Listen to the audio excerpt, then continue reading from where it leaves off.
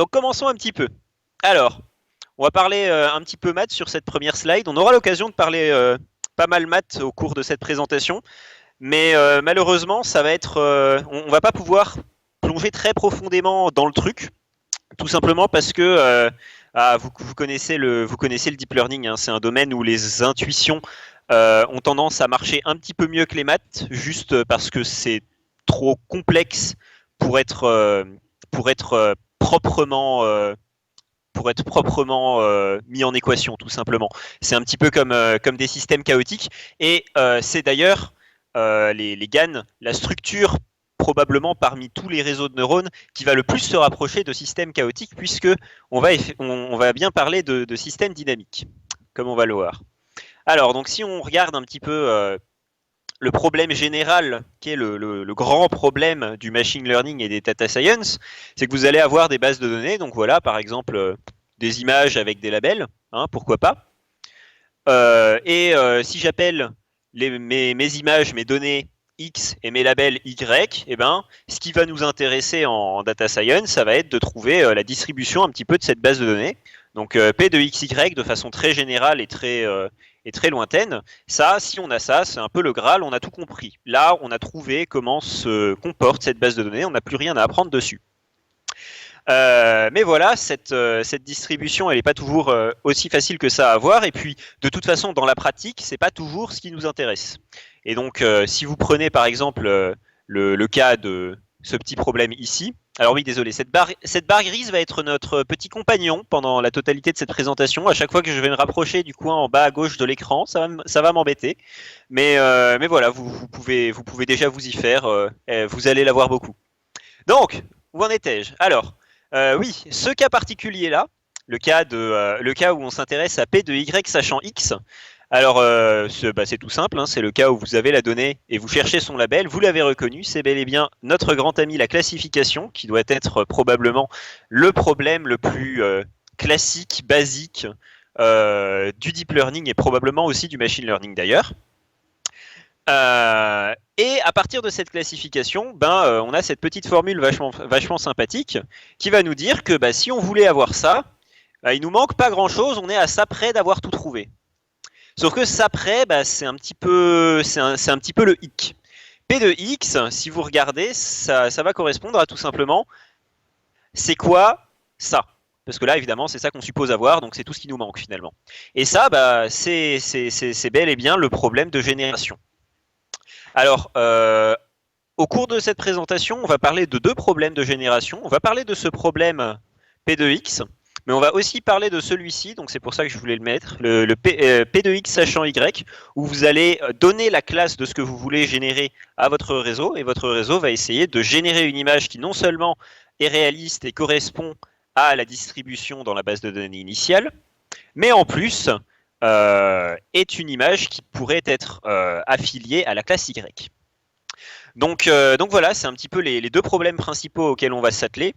Alors, vous vous doutez bien que si on a ça à la place de ça, c'est pas tant un problème, parce que pour pouvoir relier à notre gros machin ici, il nous manque juste du coup P de Y, et P de Y, vu que c'est juste un seul attribut, c'est très facile à trouver.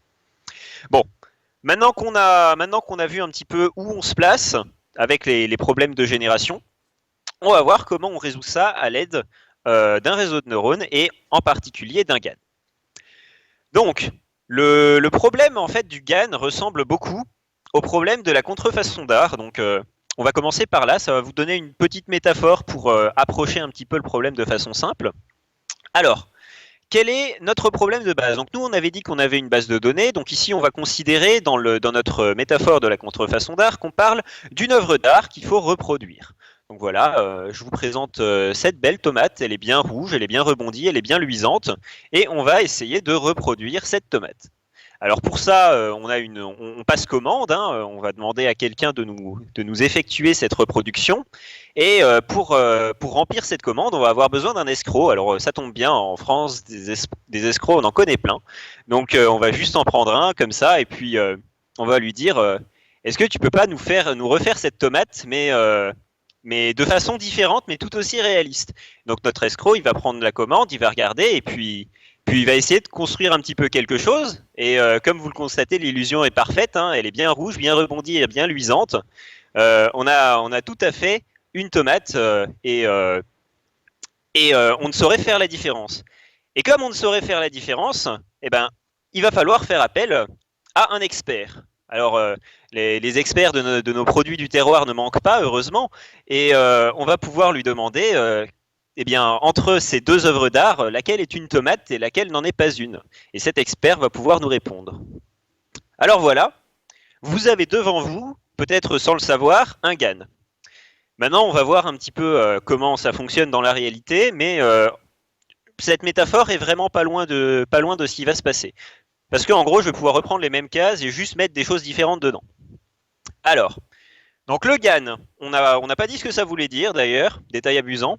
Donc ça vient de l'anglais, hein, Generative Adversarial Network. Si ça ne vous embête pas, je vais l'appeler GAN parce qu'en français, ça donne réseau génératif antagoniste. J'ai jamais trouvé ça très joli. Et de toute façon, tout le monde appelle ça GAN partout. Donc vous ne risquez pas de vous tromper en appelant ça GAN. Et donc voilà, qu'est-ce que c'est qu'un GAN ? Eh ben, on l'a vu, on part d'une base de données. Là, j'ai pris des petites fleurs parce que c'est plus joli que les tomates et puis surtout, c'est une base de données qui existe. Donc, tant qu'à faire, hein, on peut essayer d'utiliser ça. Et le point de départ, c'est notre escroc, hein, notre générateur, on va l'appeler. Notre générateur, c'est un réseau de neurones qui va nous générer des images et on va espérer que ces images se rapprochent d'une fleur qui soit réaliste. Donc là, pour le moment, c'est pas encore top, mais on va y arriver. Alors comment est-ce qu'on va générer ces images à partir du générateur ? Ça, vous avez probablement dû voir déjà des réseaux de neurones qui sont capables d'effectuer ce genre de choses, notamment pour faire un petit peu d'upsampling avec des couches convolutives comme la couche convolutive transposée par exemple, ou des couches convolutives transposées dilatées. Bon, je ne vais pas revenir là-dessus et de toute façon, même si vous ne voyez pas tout à fait à quoi je fais référence, c'est pas trop un problème.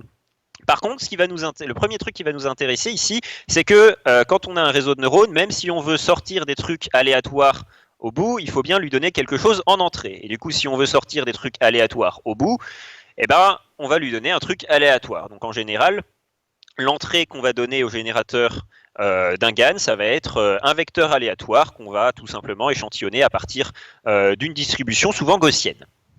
Donc voilà, vous avez votre générateur, vous lui envoyez son entrée et il va nous sortir des images. Donc là, on a plein d'images qui sont générées. On a notre base de données qu'on n'a toujours pas utilisée jusqu'à présent, qui contient plein de bases de données réelles.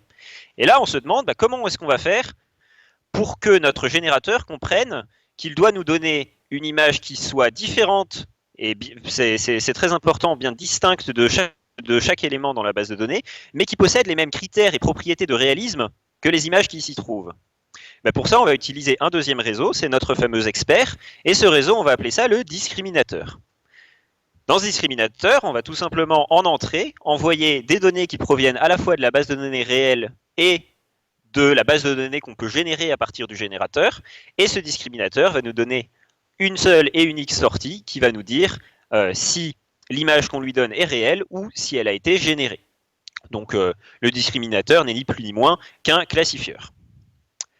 Alors voilà, une fois qu'on en est là, on peut voir un petit peu comment tout le bazar va fonctionner. Le discriminateur, pour l'entraîner, c'est pas compliqué. Vous prenez votre générateur, vous générez un demi-batch d'images générées, vous prenez votre base de données, vous générez un demi-batch de données réelles, ça vous fait un gros batch, et le discriminateur, son objectif, c'est que toutes les images qui viennent de là, ils disent qu'elles sont réelles, et toutes les images qui viennent de là, ils disent qu'elles sont générées. Pas si compliqué que ça.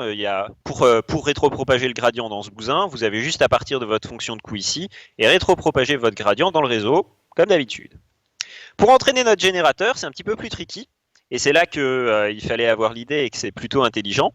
En fait, ce que va essayer de faire notre générateur, c'est qu'il va se dire qu'il a réussi son travail si le discriminateur répond incorrectement. Et là, on arrive dans la raison pour laquelle les GAN sont ce qu'ils sont, c'est-à-dire vraiment cool et vraiment pas cool. Parce que si le générateur veut que le discriminateur se trompe, ça veut dire que d'une certaine manière, il n'utilise pas la même fonction de coût.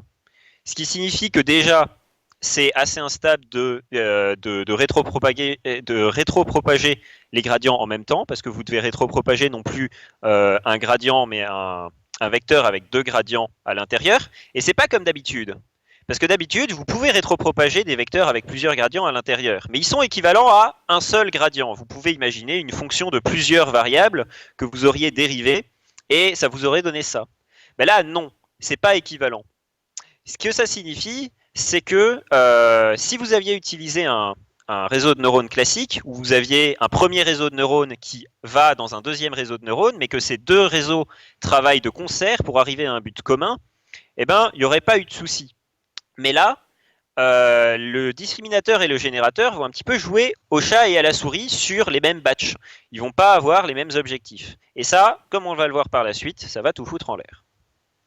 Alors, maintenant qu'on en est là et que vous voyez un petit peu ce que c'est et comment ça marche, on va s'intéresser un petit peu à pourquoi ça peut bien fonctionner et pourquoi ça peut ne pas bien fonctionner.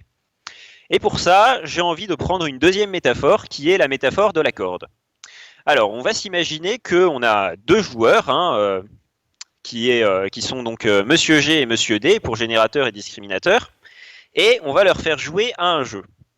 Et c'est pas anodin de prendre cette idée de jeu parce que le principe même de l'optimisation d'un GAN vient d'une part de la théorie des jeux et d'autre part de la théorie des réseaux de neurones artificiels.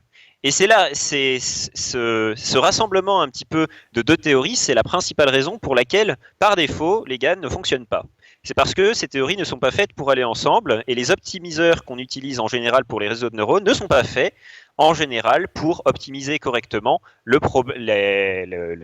une solution à un problème de théorie des jeux. Mais donc, qu'est-ce qu'on veut ? Qu'est-ce qu'on veut à partir d'un GAN ? Quels sont les objectifs de ces deux joueurs et quel est l'objectif de vous qui allez les faire jouer ? Eh bien, ça peut varier. On va être tout à fait honnête, les GAN, ça sert à beaucoup de choses, donc les objectifs ne sont pas toujours les mêmes, mais on va partir de l'objectif de base, qui est celui que je vous ai présenté au début, à savoir générer des images aussi réalistes que possible. Et pour ça, notre objectif, ça va être que G devienne aussi fort que possible. Voilà, on va partir d'un truc très basique. Objectif, G doit devenir fort. Ok, ben pas de souci. Si on veut que G devienne fort, eh ben on va lui trouver un petit compagnon d'entraînement et on va lui faire jouer à un jeu qui va construire un peu ses muscles. Hein. Par exemple, on va lui donner une corde et on va leur dire, tirez chacun de votre côté et celui qui fait tomber l'autre, il a gagné. Alors, pourquoi pas hein, pourquoi pas, c'est une idée. D'ailleurs, c'est ce qu'on fait avec les GAN. C'est un petit peu ça. Hein. Chacun tire sur son côté de la fonction de coup et le premier qui tombe, il a gagné. Mais là, quand je dis il a gagné, en fait, c'est le joueur qui a gagné. C'est pas vous. Vous voulez que G devienne fort. Vous voulez pas que G ait gagné. Et c'est ça le problème, en fait. Si on fait quelques petites constatations de base, la première chose qu'on constate, c'est que le gagnant du jeu n'importe pas. L'objectif des deux joueurs n'est pas le même que votre objectif à vous. Si D est complètement nul, si D est très très faible, même si G gagne, ça ne veut pas dire qu'il est fort. Et de la même manière, si G perd, il suffirait que D soit très très très fort, et peut-être que G pourrait être fort et avoir perdu quand même.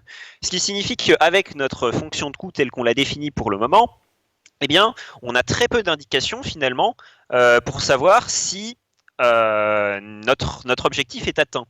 Et ça a été l'un des premiers problèmes qu'on a rencontrés dans les premiers articles scientifiques avec les GAN, à savoir que, en gros, pour tester leur modèle, ce qu'ils faisaient, c'est qu'ils demandaient aux générateurs de générer des images, et ils mettaient les images dans leur article, et puis ils disaient, regardez, c'est joli, non ? Et voilà, tout ça pourquoi ? Parce que notre fonction de coût, eh bien, elle n'est pas top pour représenter nos intérêts réels à nous, en tant qu'opérateurs de ce réseau de neurones. La deuxième chose qu'on peut voir, et c'est quelque chose que j'ai déjà constaté quand j'ai expliqué le premier point, c'est que la force de G est totalement différente de l'issue du jeu. Et ça, c'est comme on vient de le voir, c'est un problème, parce que ça veut dire que vous ne savez pas quand est-ce que vous devez arrêter votre entraînement. Alors, là, pour ceux qui connaissent un petit peu, vous devez vous dire, en réalité, si on a un optimum possible qui s'appelle l'équilibre de Nash. L'équilibre de Nash, c'est quoi en théorie des jeux ? Ça consiste ça consiste en le moment, finalement, où aucun des deux joueurs ne peut trouver une meilleure stratégie Et finalement, il y a un équilibre qui se crée parce que la stratégie des deux joueurs est optimale. Le problème, enfin, il y a un avantage et un problème avec les réseaux de neurones. L'avantage, c'est que il n'y a qu'un seul équilibre de Nash pour ce système, pour les GAN, et c'est quand le générateur a atteint le moment où il arrive à donner des images qui sont aussi réalistes que la base de données. Il ne peut pas faire mieux, parce que dès qu'il va essayer de changer un tout petit peu sa distribution, le discriminateur, qui lui aussi est optimal, eh bien, va tout de suite détecter la fraude. Le discriminateur, malheureusement, va donner 50%, 50% à chaque fois sur ces deux sorties. Mais il ne peut pas faire mieux puisque la distribution de probabilité est identique à celle de la base de données, donc il a déjà fait de son mieux. Le problème avec cet équilibre de Nash, c'est que de manière générale, il est excessivement difficile à atteindre, et ce, principalement parce que, comme on l'a un petit peu laissé sous-entendre précédemment, le jeu à deux joueurs est un système dynamique. C'est-à-dire que contrairement à vos entraînements de réseau de neurones habituels, où vous allez avoir un système une fonction objective pour votre réseau de neurones qui est fixe dans le temps, eh bien, la fonction objective de G n'est pas fixe dans le temps parce qu'elle est déterminée par D qui elle-même n'est pas fixe dans le temps. Ce qui signifie que vous pouvez avoir des espèces de pseudo-équilibres qui se créent où finalement G et D sont bloqués dans un cycle d'évolution perpétuelle où ils se contrent l'un l'autre mais n'arrivent jamais à progresser vers l'équilibre que vous souhaitez. Et ça va entraîner tout un tas de problèmes qu'on va voir par la suite. Alors, la dernière chose, c'est que s'il y a une trop grosse différence entre notre générateur et notre discriminateur, aucun des deux ne peut progresser. Ben oui, imaginez-vous, c'est assez simple à voir avec cette métaphore, même si c'est peut-être pas totalement évident de faire le lien entre la métaphore pour ce point particulier et la réalité, mais pour cette métaphore, c'est assez évident. Si vous prenez un bébé de 5 ans pour votre générateur et un adulte qui fait, je sais pas moi, de la musculation régulièrement pour votre discriminateur, eh bien, le bébé de 5 ans ne va jamais réussir à apprendre quoi que ce soit, et il ne va jamais devenir de plus en plus fort, tout simplement parce qu'il va perdre encore et encore et encore, sans avoir le temps de se muscler. Alors, encore une fois, je vous l'ai bien dit, ça paraît pas évident de savoir pourquoi ça se transpose à notre problème réel du GAN, mais vous inquiétez pas, on va y venir. Toujours est-il que ça reste un petit peu une grande problématique quand vous allez entraîner votre GAN, de vous assurer que entre le générateur et le discriminateur, il n'y en ait pas un qui prenne le large à un moment. Parce que dès que ça va se passer, eh ben, tout va s'effondrer. Alors, maintenant, avant de montrer un petit peu ce que vont donner tous ces problèmes dans les cas réels, on va parler un petit peu de cette fonction de coût dont j'ai parlé un petit peu depuis le début, et on va un petit peu... J'en ai parlé de façon très intuitive depuis le début, on va mettre un petit peu de maths derrière tout ça, et on va voir un petit peu ce qui régit les mouvements de nos deux joueurs. Alors, on va commencer par le générateur. Donc, on le rappelle, que pour tout élément généré par notre générateur, le discriminateur dise que c'est un vrai, c'est-à-dire c'est un élément réel qui vient de la base de données. Si ça, c'est bien, alors monsieur générateur est content. Alors ça, comment est-ce qu'on va formaliser ça? On va formaliser ça avec la fonction de coût suivante, qui peut faire un petit peu peur la première fois que vous tombez sur l'article, et puis en fait, si vous vous arrêtez 2 secondes et que vous regardez un petit peu tous les éléments, c'est tout à fait compréhensible. Donc, qu'est-ce qui se passe dans cette fonction de coût? Ici, notre fonction de coût du générateur, ça va être l'espérance quand vous allez échantillonner Z. Alors Z, c'est quoi? Z, c'est notre vecteur aléatoire, qu'on appelle aussi vecteur latent, que vous avez mis au début dans votre générateur. Donc vous allez échantillonner Z grâce à la distribution de Z. J'avais dit en général c'est une distribution gaussienne. Et qu'est-ce que vous allez faire? Vous allez prendre votre Z, vous allez le mettre dans le générateur. Ça va vous donner une image que vous allez mettre dans votre discriminateur qui va vous donner un label. Et vous allez comparer ça à 1. Et puis après, le log, c'est tout simplement votre cross-entropie habituelle. Alors, si on regarde un petit peu ça de plus près, qu'est-ce que ça veut dire du coup? Ça veut dire que ici, notre fonction de coût, elle va être minimale quand ici, on va avoir un 1, ce qui signifie que d de g de z égale 1 équivaut au fait que l'élément a été détecté comme vrai. Voilà, je pense pas avoir fait. C'est facile de prendre la confusion, mais quand on fait tout pas à pas, normalement, on se plante pas. Si je me suis planté, faites-moi des grands signes de la main. Hein. Bon, ça va, je l'ai pas raté cette fois-ci. Ça tombe bien parce qu'on va la refaire une deuxième fois avec notre discriminateur. Donc le discriminateur, lui, qu'est-ce qu'il veut? À chaque fois qu'on lui donne un élément généré, il doit trouver que c'est un faux, donc à savoir que c'est un 0 du coup. Et pour tout élément qui nous vient de la base de données, il doit dire que c'est un vrai, à savoir que c'est un 1. Alors on va vérifier un petit peu. Donc ici on retrouve exactement la même formulation qu'ici, si ce n'est que on n'a plus notre 1 moins, parce que celui-ci voulait que ce soit un 1, on n'a rien. Donc ce coup-ci, on veut que ceci soit un 0, et donc que le log soit maximal sur 0,1. Et par conséquent, attendez. Oui, non, c'est bon, c'est bien ça. Et attendez, oui, si, parce que cette fois-ci, celui qui vient du générateur, on veut que ici, ça nous donne un 0 et du coup, ça fonctionne.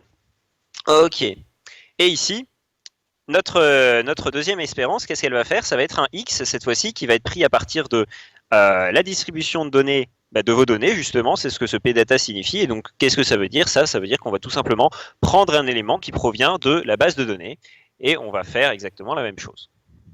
Alors d'où est-ce que ça nous vient? Ça, si vous vous êtes déjà intéressé un petit peu au GAN, vous avez probablement déjà vu ces équations. Et effectivement, elles sont à peu près dans tous les articles qui parlent de GAN. Elles sont toutes reprises de l'article de ce monsieur, Ian Goodfellow, qui est la gentille et très intelligente personne à qui l'on doit tout ça. Donc il travaille chez DeepMind et en 2014, il s'est dit que les GAN, ce serait pas une mauvaise idée. Voilà, maintenant qu'on a nos deux joueurs, on va s'intéresser à la formulation mathématique du jeu. Donc il n'y a plus besoin de faire grand chose. Hein. Maintenant qu'on a notre fonction de coût, il suffit de formuler notre problème d'optimisation à partir de notre fonction de coût. Et ça, c'est très simple. Si on prend cette formule ici, on constate que pour notre générateur, il suffit de maximiser cette fonction de coût. Donc celle-ci, si vous vous rappelez, c'est exactement celle qu'on avait juste avant.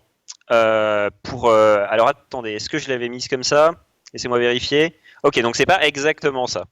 Du coup, ce qu'il va falloir, c'est minimiser ceci, parce que je l'ai inversé, je ne sais pas pourquoi. Enfin bref, il va falloir minimiser ceci pour notre générateur et maximiser ceci pour notre discriminateur. Alors évidemment, quand on va envoyer ce terme-là dans le générateur, ça ne va rien faire. Donc dans la pratique, on ne va pas faire cet élément-là, parce qu'évidemment, le générateur est totalement indépendant de ceci. Et donc voilà, si on regarde, c'est effectivement ce qu'on obtient. Hein. Notre problème d'optimisation qu'on va avoir, qui va combiner un petit peu tout ça, ça va être qu'on veut minimiser pour G, ce qui maximise pour D, ceci. Et voilà, avec ça, on a tout. Vous pouvez entraîner vos GAN. Alors, maintenant qu'on a vu tout ça, on va s'intéresser un petit peu au problème des GAN. Et le principal problème, c'est ce que je vous avais dit il y a quelques slides, à savoir le problème de l'équilibre. Parce que si votre générateur est trop rapide, c'est perdu. Et si votre discriminateur est trop rapide, c'est perdu aussi. Alors pourquoi? Pourquoi, si le générateur est trop rapide, ça ne marche pas? La raison à ça est assez simple à s'imaginer.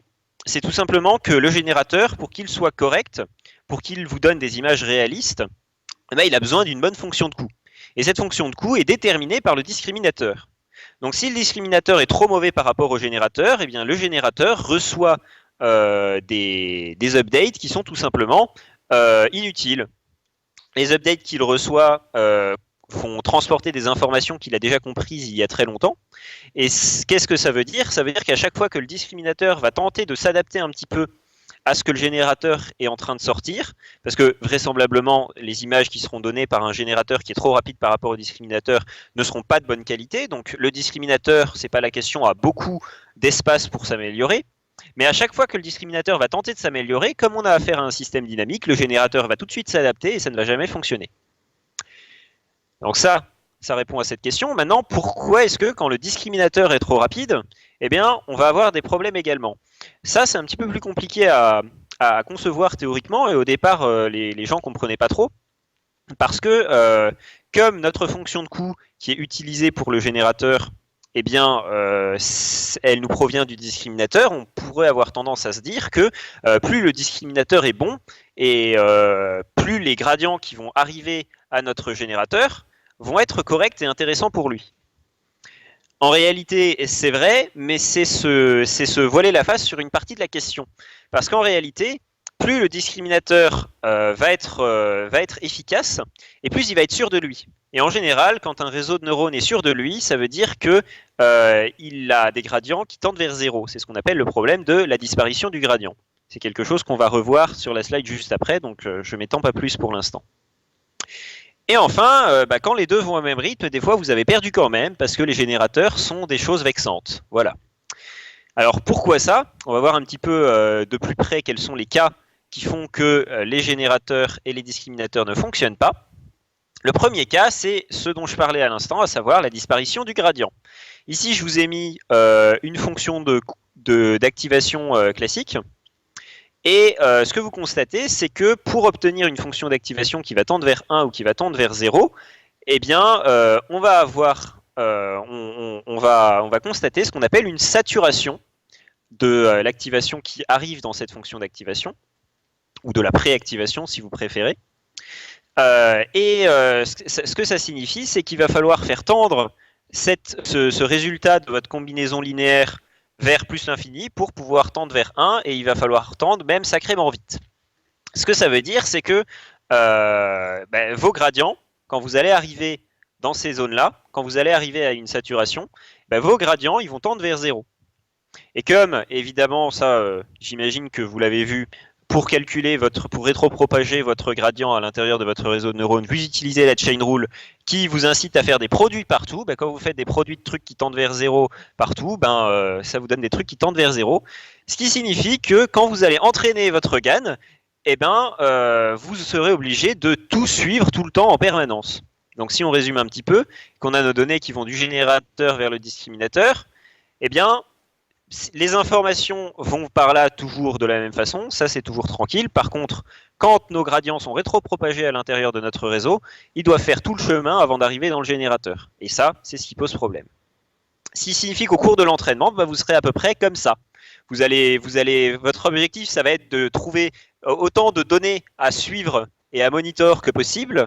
Et comme entraîner un générateur correctement, ça va vous demander d'avoir des hyperparamètres qui sont très bien choisis, vous n'allez pas vouloir finir l'entraînement du GAN à chaque fois avant de vous rendre compte qu'en fait, il fallait utiliser un learning rate 0,1% plus haut. Donc, vous allez tout de suite monitor toutes vos données en même temps et essayer de détecter le moment où tout va partir en couille pour essayer de redresser un petit peu l'histoire.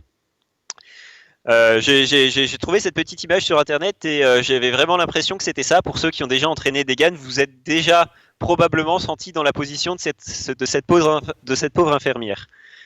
Alors, on va passer au deuxième problème, et ce deuxième problème, c'est ce qu'on appelle le problème du mode collapse. Alors, mode collapse, en anglais, qu'est-ce que ça veut dire? C'est tout simplement quand vous avez une population qui est multimodale.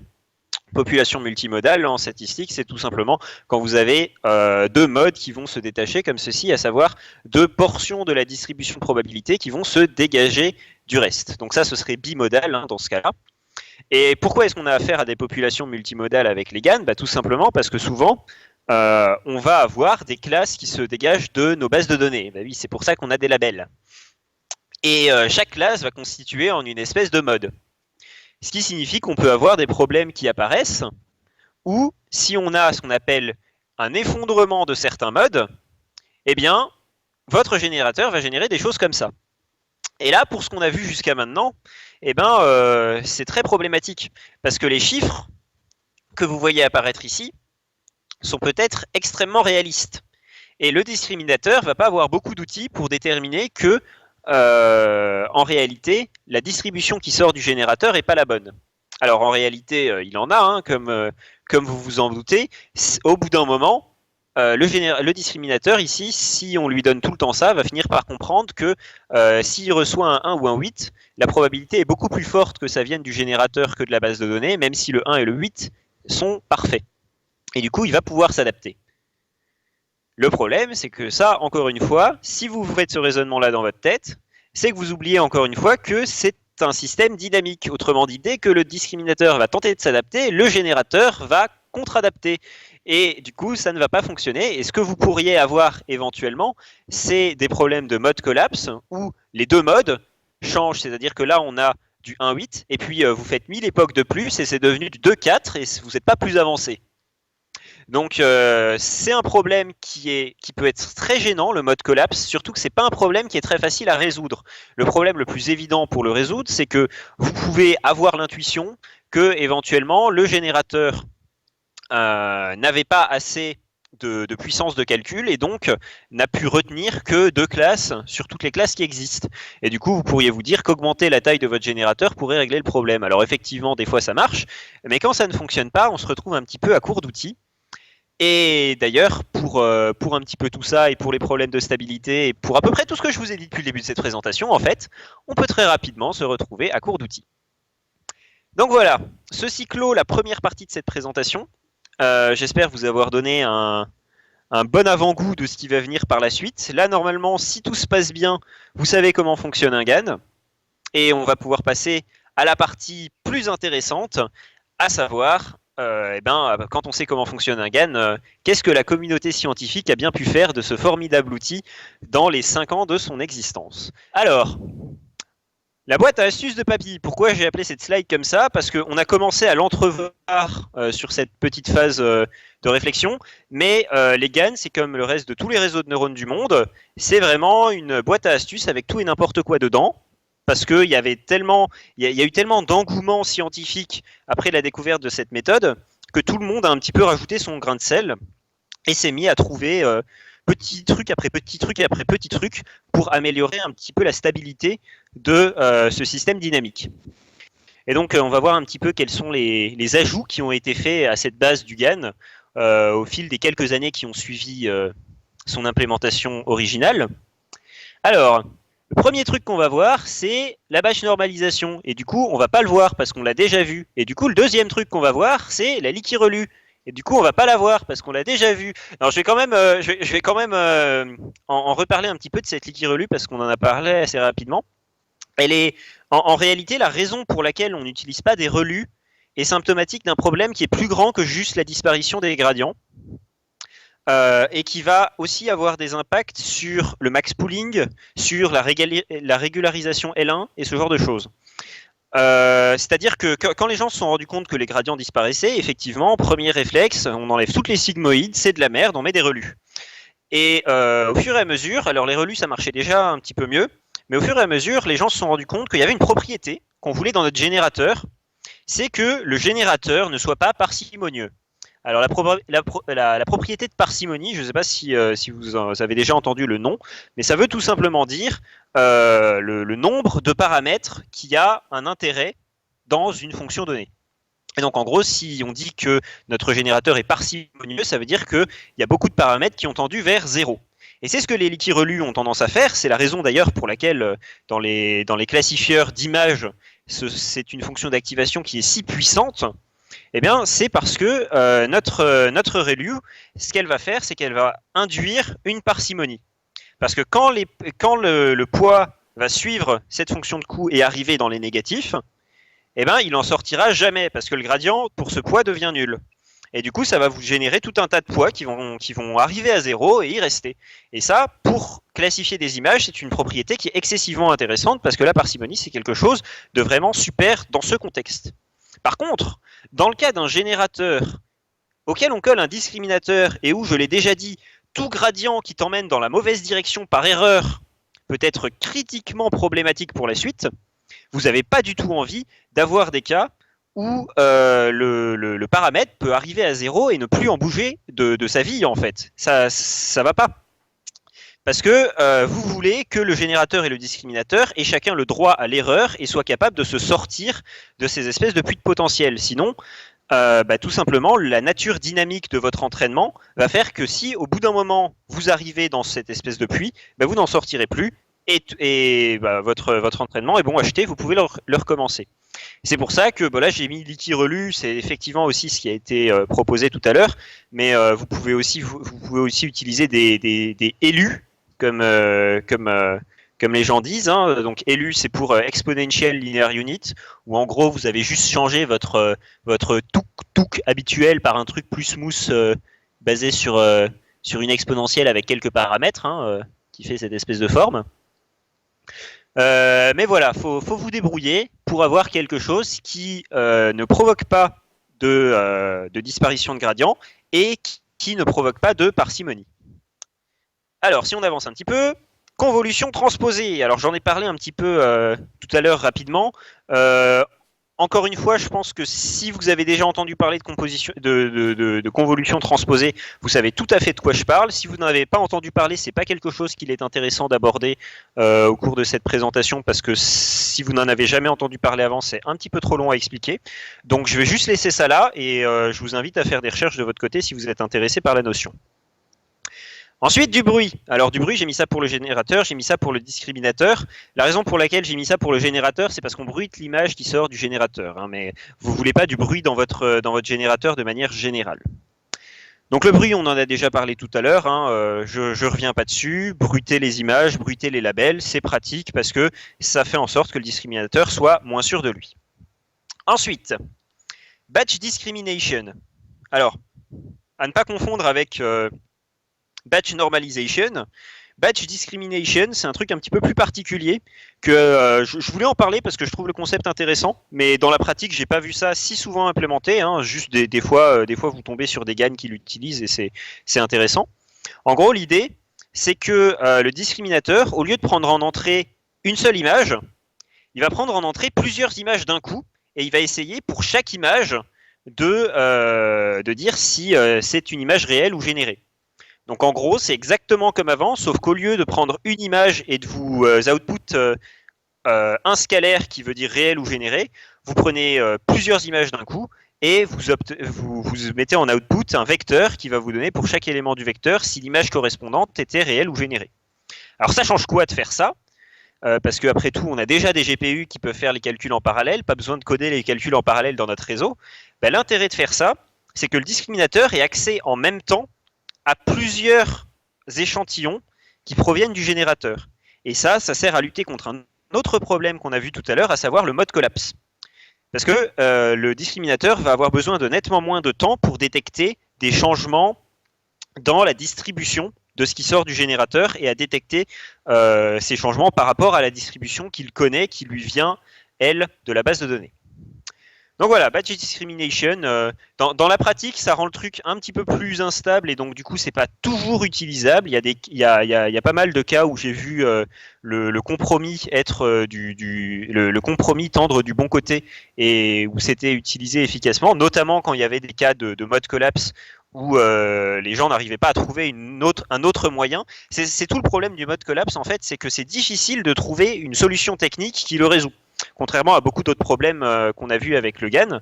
Et du coup, si vous tombez dessus, vous êtes un peu à court d'outils, et ça, c'est un outil qui va le résoudre. Et donc, si vous êtes dans la situation où vous en avez besoin, c'est toujours pratique de l'avoir sous la main. Alors, qu'est-ce qu'on a d'autre ? Wasserstein-Loss. Aria, avec un nom pareil, on est parti pour des plaisirs.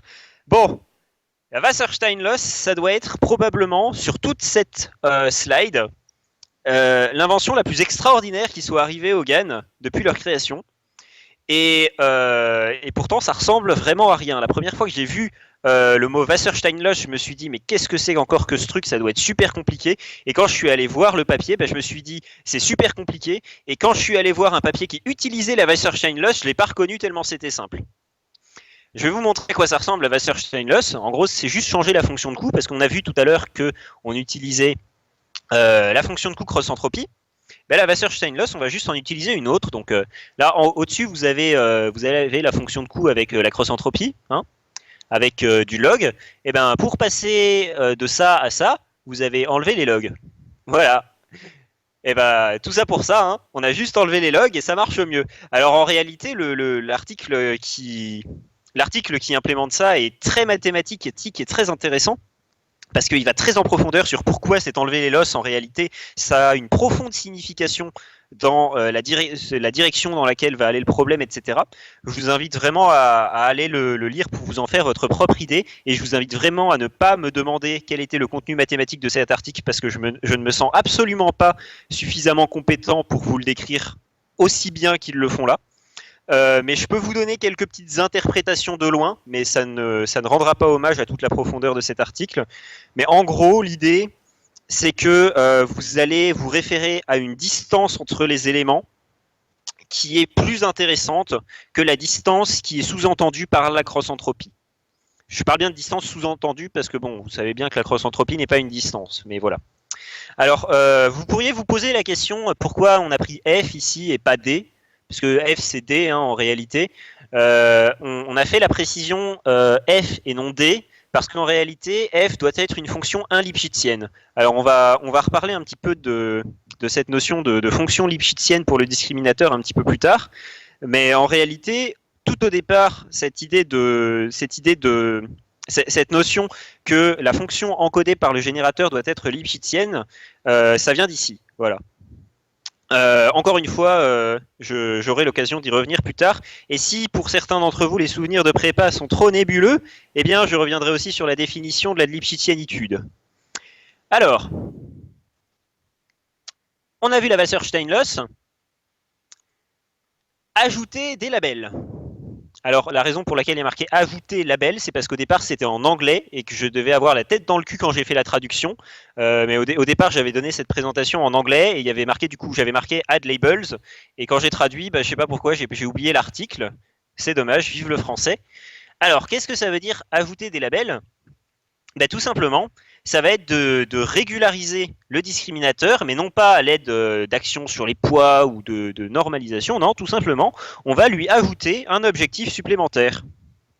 C'est-à-dire que si vous avez des informations sur vos données, ça arrive souvent, hein, en général, quand vous avez une base de données, mettons, prenez la base de données Céleba, par exemple. Pour ceux qui ne connaissent pas la base de données Céleba, c'est une base de données avec tout un tas de têtes de personnes connues. Et en gros, Céleba, c'est utilisé pour énormément de tâches différentes en machine learning, et en particulier pour les GAN et pour la génération d'images, parce que tout simplement, générer des têtes d'êtres humains, ça nous parle assez bien. En plus, le cerveau humain est très très fort pour reconnaître les visages, et notamment pour détecter des incohérences dans les visages. Et donc, en faisant des tests sur Céleba, le cerveau humain avait très peu de difficultés à dire si les images qui étaient générées étaient de bonne qualité ou non. Et donc, on pouvait vérifier nos résultats assez facilement. Et donc, Céleba, comme c'est utilisé dans plein d'autres domaines du machine learning, dans la base de données Céleba, vous avez plein d'autres informations sur les images. Vous avez est-ce que la personne a des lunettes ou non, vous avez l'emplacement des yeux, vous avez la forme de la bouche, tout ça, c'est des labels qui vous sont donnés par la base de données. Et tout simplement, ce que vous allez demander à votre discriminateur, c'est d'essayer de deviner certains de ces labels. Par exemple, vous allez, en plus de lui demander si l'image qu'on lui donne est réelle ou générée, vous allez lui demander de deviner s'il y a des lunettes ou non. Alors évidemment, vous pourrez vérifier si c'est vrai que quand ça vient de la base de données, mais ça va quand même encourager votre discriminateur à apprendre à être un extracteur de caractéristiques classiques pour des images.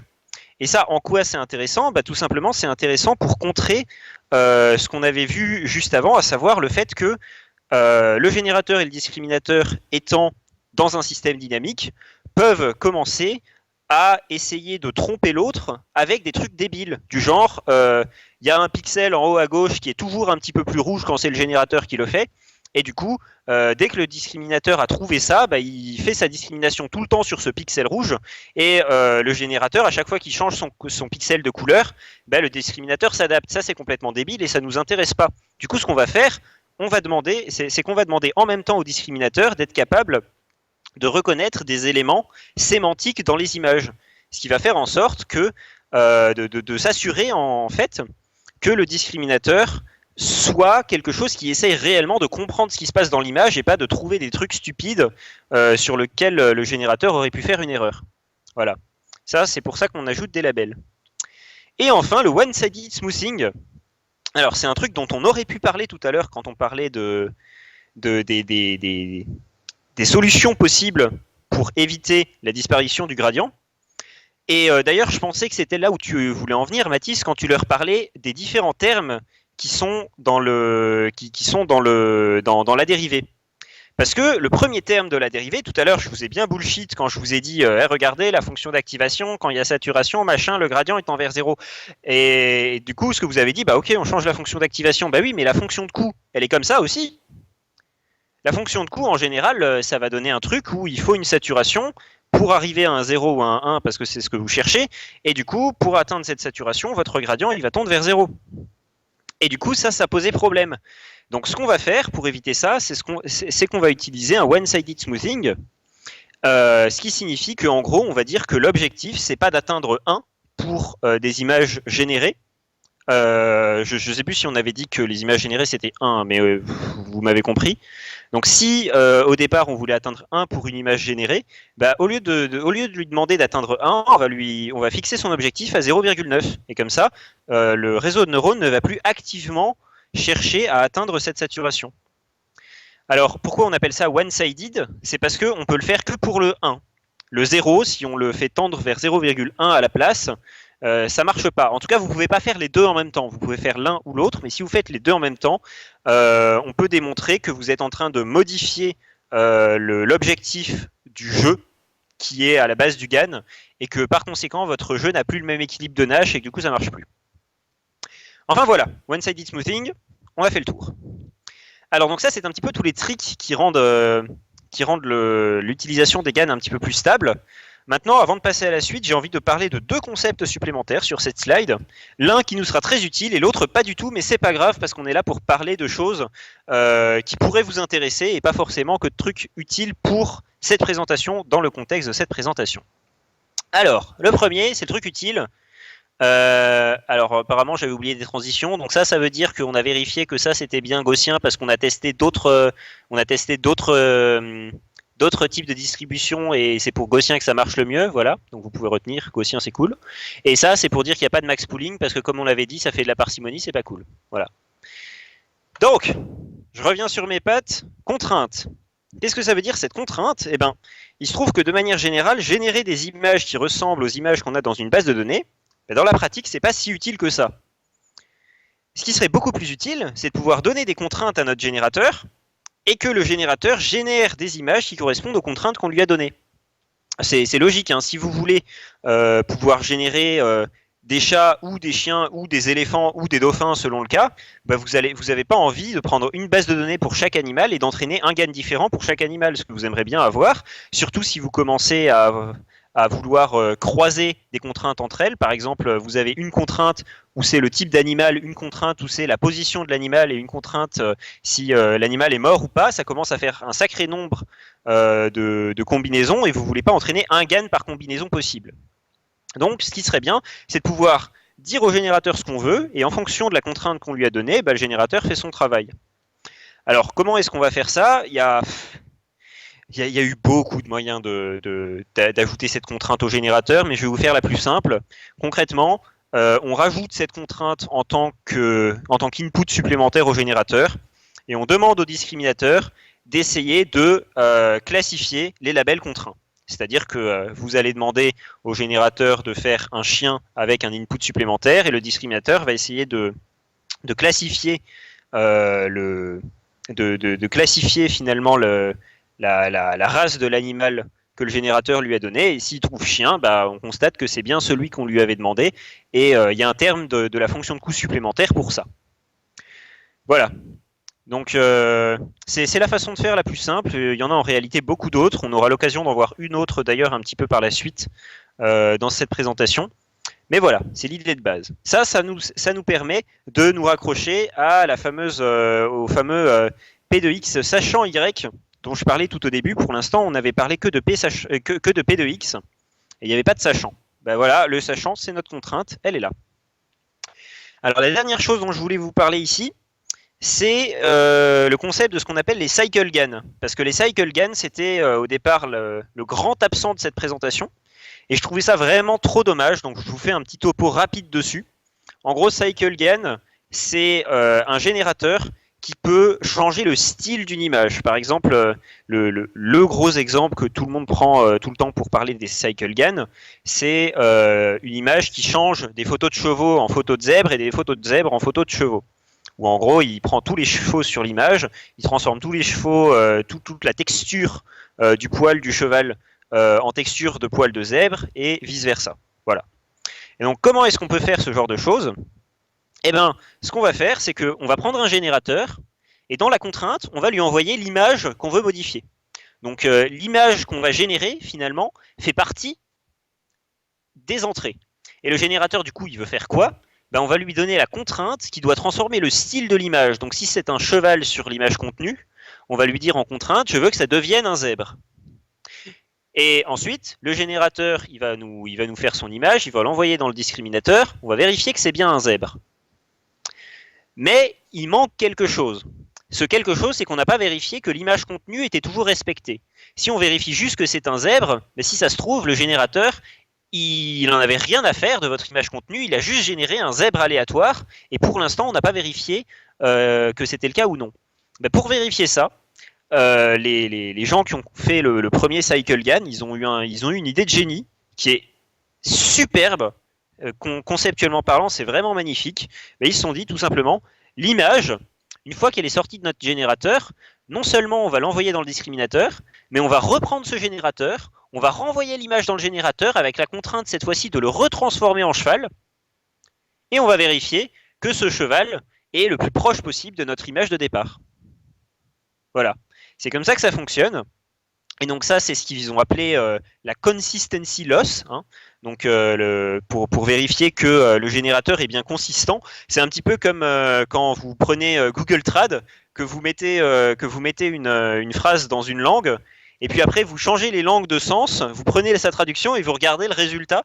Et c'est toujours très très drôle parce que Google Trad a beaucoup de mal à être consistant. Bah, ici, c'est probablement très très drôle de constater les erreurs de consistance, mais on ne veut pas de ça chez nous. Donc voilà, ça c'est le CycleGAN. Encore une fois, si ça vous paraît intéressant comme truc, je vous invite très vivement à aller checker l'article. C'est un article tout à fait passionnant. Mais ici, je n'avais pas le temps de vous parler de tout ça, parce que CycleGAN, c'est déjà vieux, vous vous rendez compte, ça a 4 ans. 4 ans en deep learning, c'est terriblement vieux. Le domaine avance tellement vite que ce qui a 4 ans, c'est déjà dépassé depuis longtemps. Et du coup, on ne va pas parler de ça. Le premier réseau dont je voulais vous parler, le premier GAN, c'est le Growing GAN. Alors le Growing GAN, en réalité, on est de retour là à la problématique de départ. C'est-à-dire qu'on est de retour sur ce P de X et on va avoir affaire à un GAN sans contrainte. Mais c'est un GAN sans contrainte d'un type tout particulier, parce que c'est celui qui a généré en premier des images de tête humaine de très haute résolution qui sont quasi parfaite. Et comment ils ont fait ça? Parce que je ne vous ai pas montré de résultats de GAN, mais les résultats des premiers GAN, c'était exceptionnel par comparaison. Hein. Si vous donnez ça à quelqu'un qui n'a jamais vu de résultats d'intelligence artificielle, ils vont vous dire mais c'est de la merde ton intelligence artificielle, mon gosse de 5 ans il a fait mieux. Et effectivement c'était le cas. Bah, depuis les Growing GAN, je peux vous garantir que l'enfant de 5 ans qui fait mieux que ça, je crois qu'il n'est pas encore né. Hein. Alors on va voir un petit peu comment ça fonctionne et puis je vous montre les résultats tout à la fin. Alors donc concrètement ce qu'on avait vu c'est qu'un GAN on part de notre distribution aléatoire et on va jusqu'au label. Entre tout ça on a évidemment un générateur qui passe ainsi qu'un discriminateur et on va voir un petit peu comment ils sont faits à l'intérieur des Growing GAN.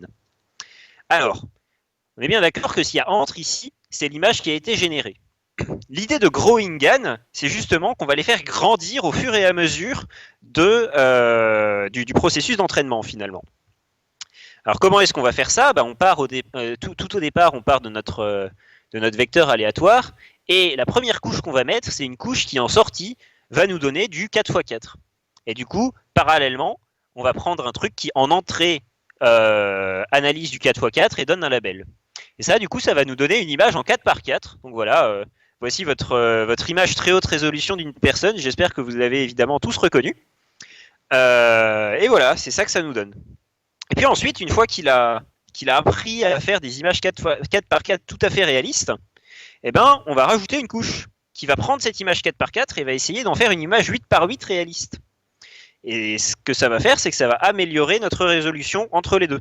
Et encore une fois, on va comparer ça à des images de la base de données qui ont été réduites à une résolution de 8x8 pour vérifier que c'est bien réaliste par rapport aux critères de la base de données.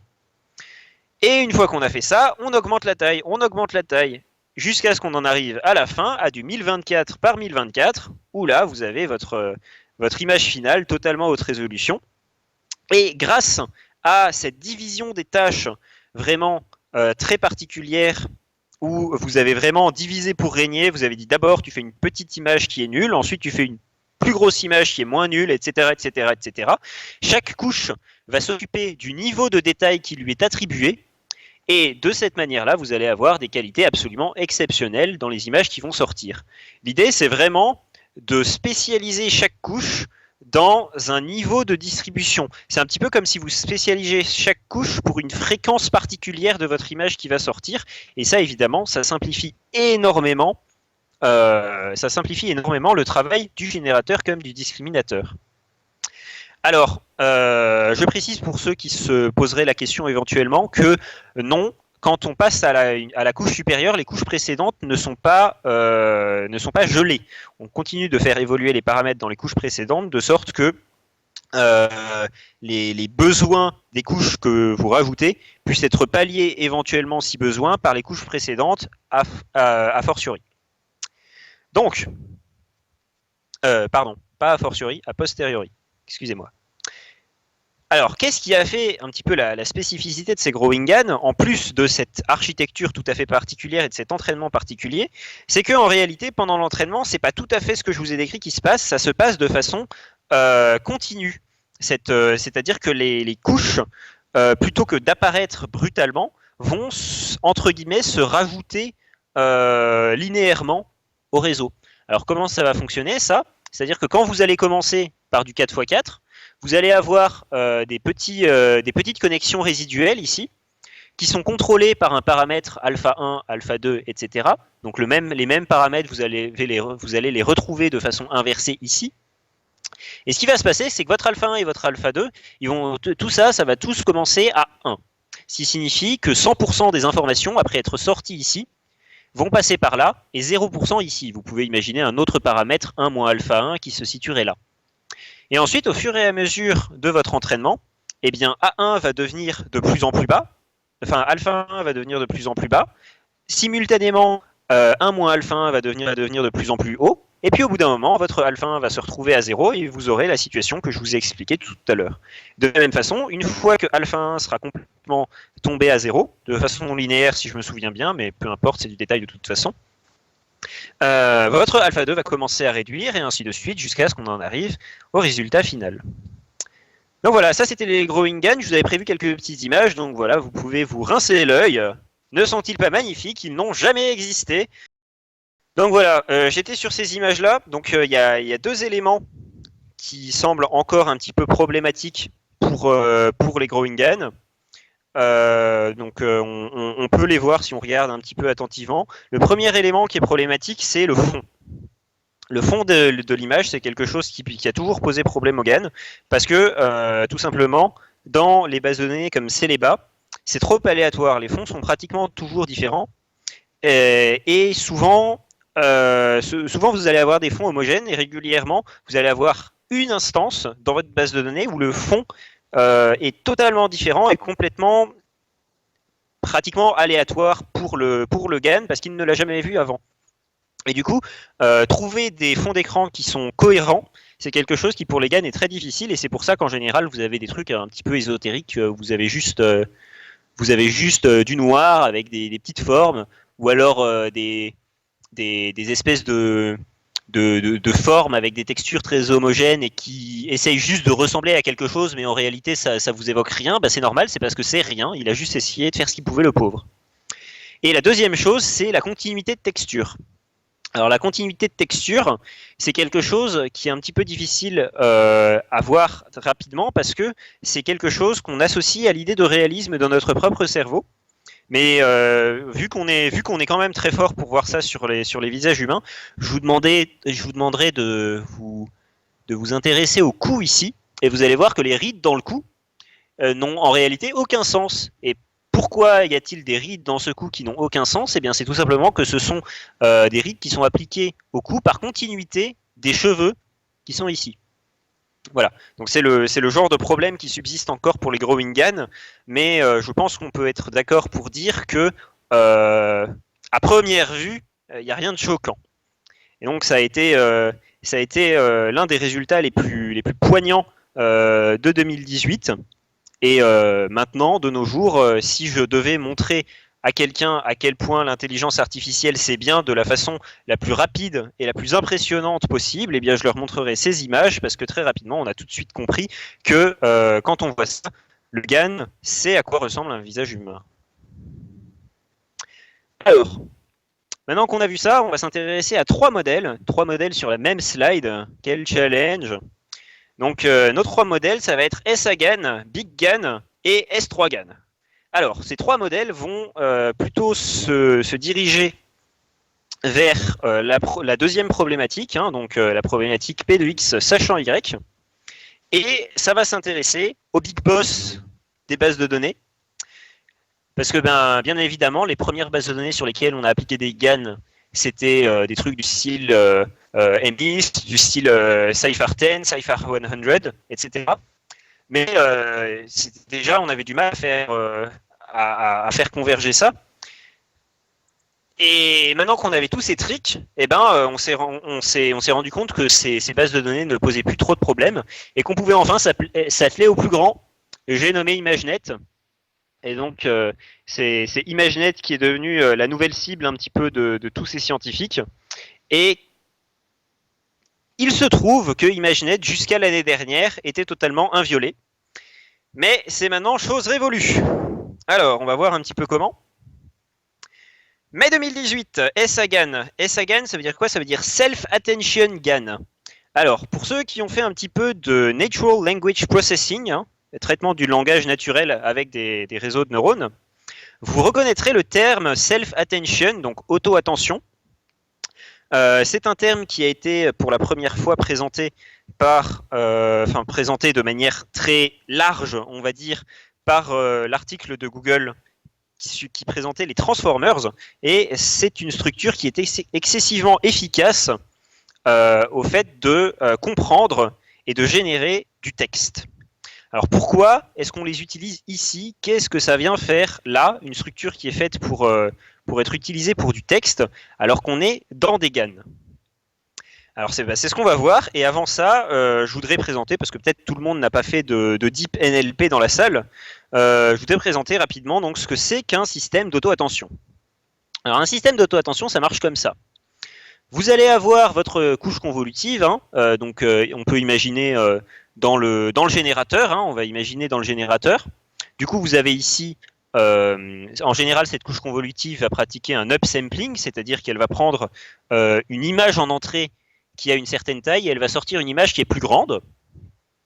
Et ensuite, en sortie de cette couche convolutive, donc habituellement dans un générateur classique, vous verriez juste une juxtaposition de ces couches convolutives d'upsampling.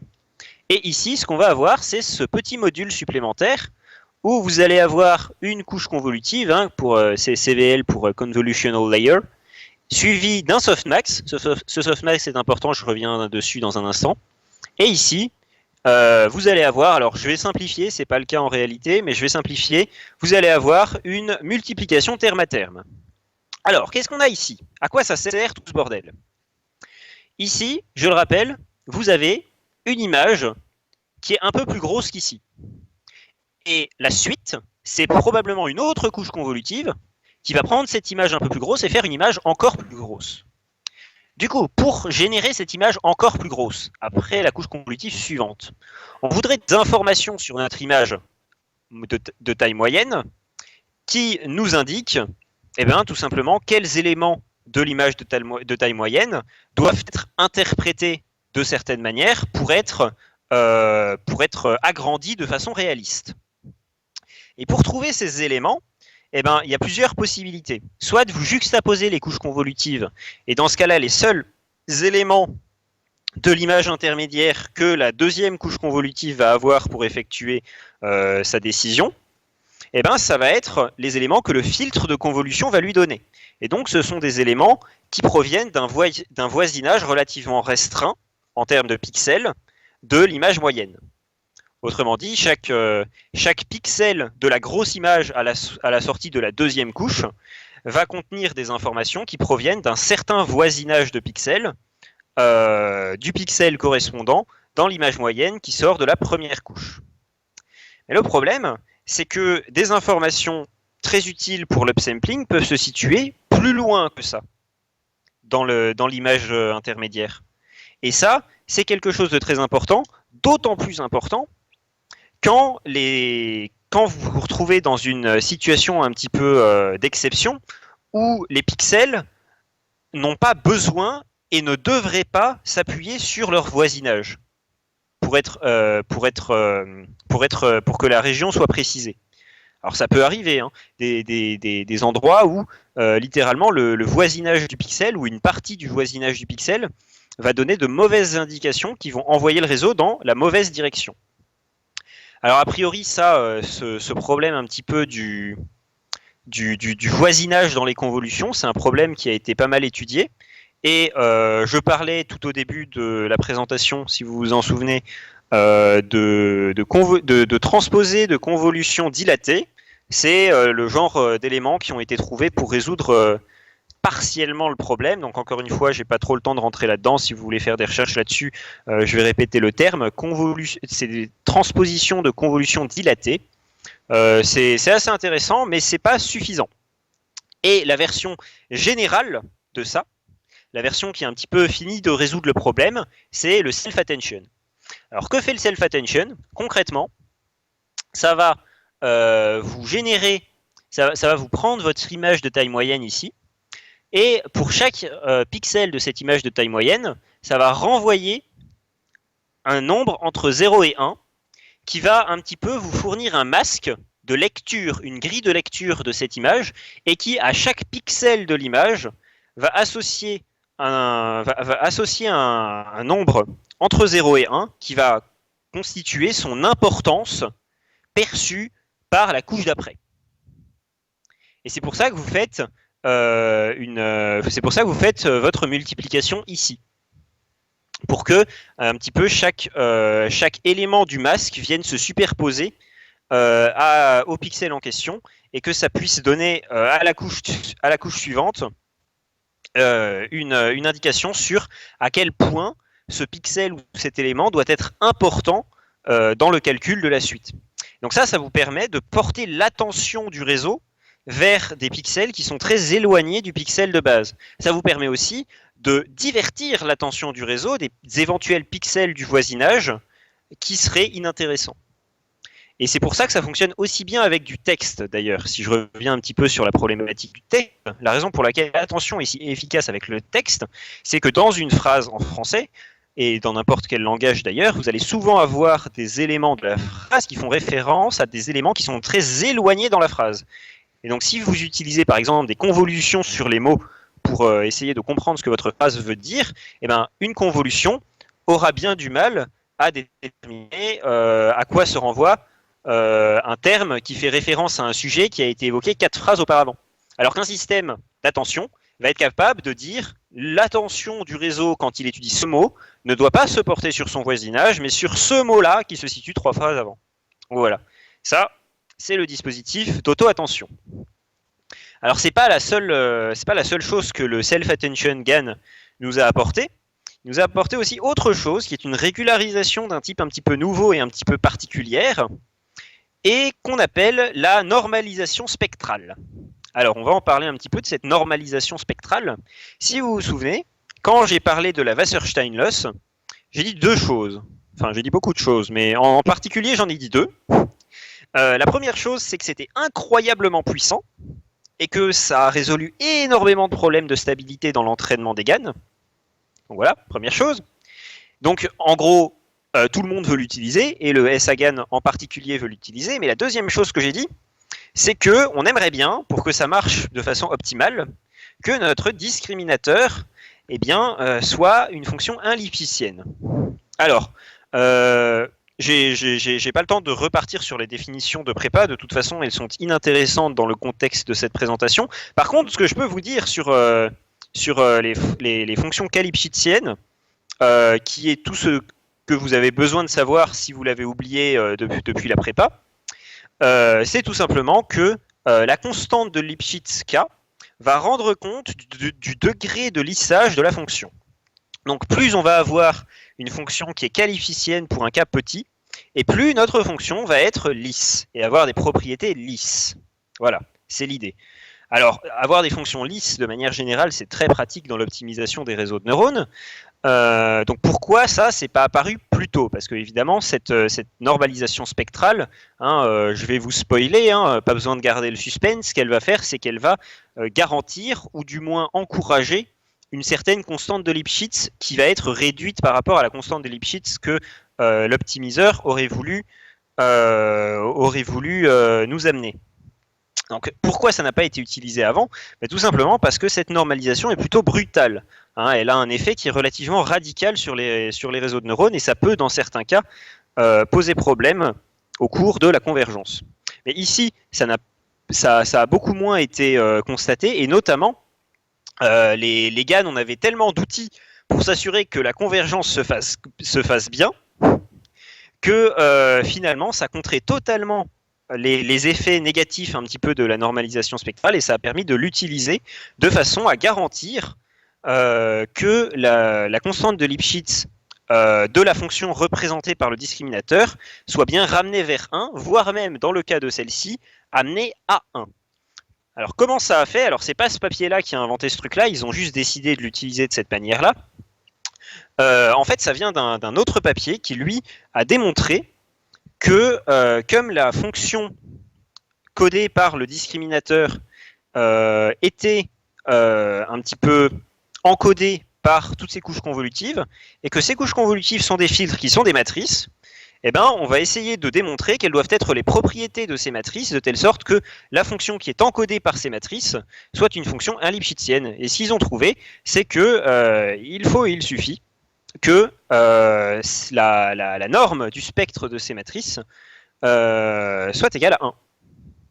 Et donc ce que vous allez faire, c'est que vous allez calculer votre norme la norme de vos matrices, et vous allez diviser tous les éléments de la matrice par la valeur par la plus haute valeur spectrale de la matrice, tout simplement.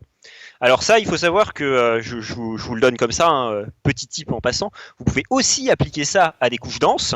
D'ailleurs, ça vous sera sans doute intéressant de le savoir, tout simplement parce que dans un classifieur, de manière générale, vous avez des couches denses, et on le rappelle, notre discriminateur est un classifieur. Donc si vous avez des couches denses, comment vous appliquez ça? Et il est évident, vous le savez bien, que les poids d'une couche dense sont aussi une matrice. Le problème, c'est qu'elle n'est plus carrée. Et quand on n'a pas une matrice carrée, on ne peut plus calculer les valeurs spectrales. Du coup, vous calculez juste ce qu'on appelle les valeurs singulières. Donc, encore une fois, pour ceux qui auraient besoin du rappel, les valeurs singulières, c'est vous prenez votre matrice qui n'est pas carrée, vous multipliez ça par sa transposée, et ensuite, vous calculez les valeurs spectrales de ce que ça vous donne, et vous faites la racine carrée de vos valeurs spectrales. En gros, c'est ça. Donc c'est ce qu'on appelle les valeurs singulières, et du coup vous faites exactement la même chose, vous divisez par la plus haute valeur singulière, et ça vous donne votre couche convolutive ou votre couche dense régularisée par la normalisation spectrale. Ça a fait en sorte que tout l'entraînement est devenu beaucoup plus efficace pour un réseau de neurones qui était beaucoup plus grand, parce que c'était le principal problème des GAN aussi, c'était que vous ne pouviez pas en faire des trop gros. C'était déjà suffisamment difficile à faire converger de façon stable comme ça. Maintenant qu'on a toutes ces petites modifications à vos GAN qui vont vous permettre d'avoir un entraînement beaucoup plus stable, c'est possible, et donc vous pouvez faire des réseaux qui sont très gros, et quand les réseaux sont très gros, ils deviennent capables de supporter une quantité d'informations nécessaires à la génération d'images sur ImageNet. Voilà. Alors il y a encore tout un tas d'éléments très intéressants dans ce papier, mais on n'a pas le temps de tous les voir parce que on pourrait passer 1 heure sur ce papier et c'est pas l'objectif. Du coup, je vous propose de passer à un deuxième papier sur lequel on pourrait aussi passer 1 heure et sur lequel on va aussi passer 10 minutes. Et ce papier, c'est BigGAN. Alors, je vous avais noté un petit peu ici le FID. Alors, le FID, ne me sautez pas à la gorge en me disant que vous ne savez pas ce que c'est, parce que je vais en parler dans la dernière slide. Donc, pour l'instant, dites-vous juste que c'est une mesure de la performance des GAN qui est une distance. Et donc, plus c'est petit, mieux c'est. Voilà, donc 9,6, c'est à peu près 2 fois mieux que 18,65. Et donc c'est venu en septembre 2018, hein, donc 6 mois plus tard environ, S. Hagan. Et qu'est-ce qu'il a amené, lui? Eh bien, il a amené tout un tas d'éléments très intéressants, et notamment le premier, qui est pas si intéressant que ça, parce que finalement, Big GAN, qu'est-ce que c'est? C'est S. Hagan fois 2. Voilà, vous prenez S. Hagan, vous multipliez toutes les valeurs par 2, et vous obtenez Big GAN. Alors là, on pourrait se dire qu'ils sont quand même pas foulés, mais attendez, après, vous multipliez la taille des batchs par 8. Vous n'avez pas l'air impressionné. Bon, effectivement, ça n'a pas l'air impressionnant. Mais il se trouve que ça donne des batchs. Alors, je sais plus la taille, mais c'est un truc du genre des batchs de 1024. Alors, je vous cache pas que c'est chez Google qu'ils ont fait ça, parce que vous, je sais pas si vous avez déjà essayé d'envoyer un badge de 1024 images dans votre CPU et vous avez regardé sa tête, mais GPU, pardon. Mais il va pas faire une belle tête si vous faites ça. Alors effectivement, vous pourriez recoder votre entraînement par batch de telle sorte qu'il fasse son batch en plusieurs fois et qu'il update pas les gradients, le gradient entre temps, etc., etc. C'est possible, mais c'est quand même chiant. Quoi qu'il en soit, ils ont fait ça chez Google, du coup ils s'en foutent. Les GPU, ils en ont à tirer l'arigot. Et du coup, là où je voulais en venir, c'est que ça, c'est très grand.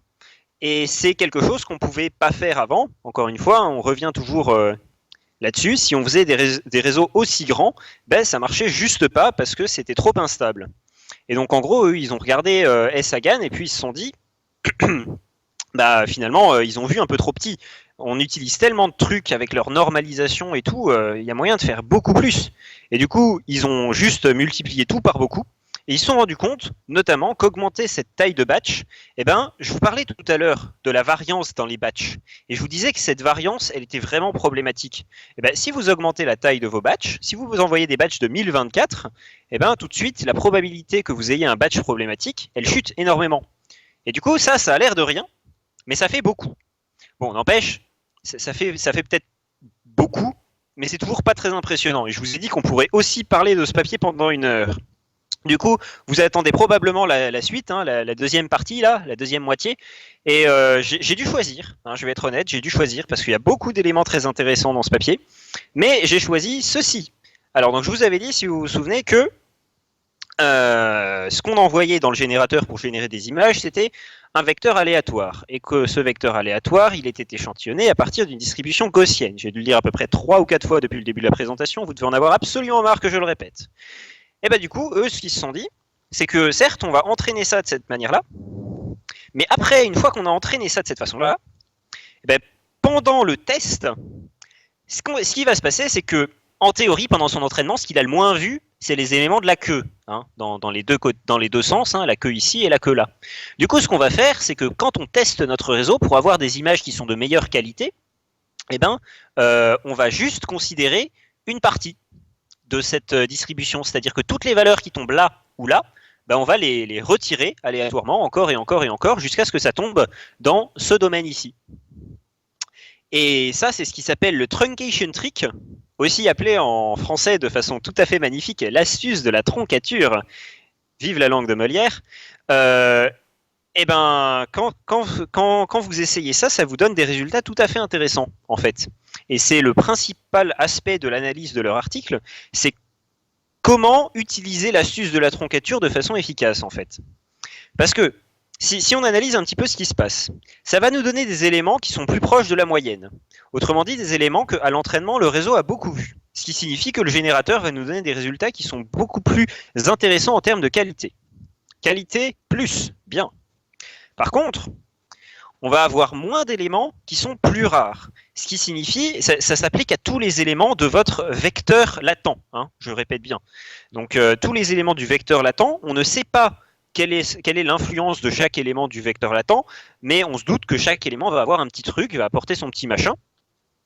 Et du coup, ce que ça va faire de réduire la diversité possible dans ce vecteur latent, eh ben, l'impact direct logique que ça va avoir, c'est que ça va réduire la diversité de ce que le générateur est capable de créer. Donc encore une fois, je répète, on est en train de faire ça pendant la phase de test. Ce qui signifie que ce que cette astuce de la troncature nous permet de faire, c'est d'entraîner d'abord un GAN, et ensuite, en fonction des propriétés qu'on veut, a posteriori, je l'ai réussi ce coup-ci, on va pouvoir choisir notre compromis entre la qualité des échantillons et la diversité des échantillons.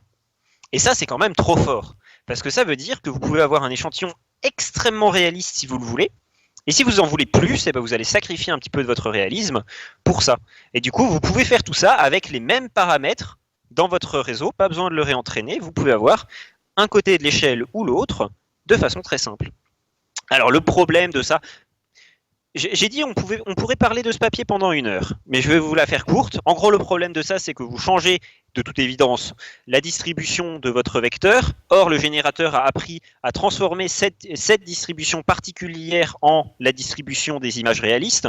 Par conséquent, vous changez la définition du problème, et du coup, si votre fonction n'est pas suffisamment continue ou suffisamment lisse, eh bien, ça va vous causer des gros problèmes.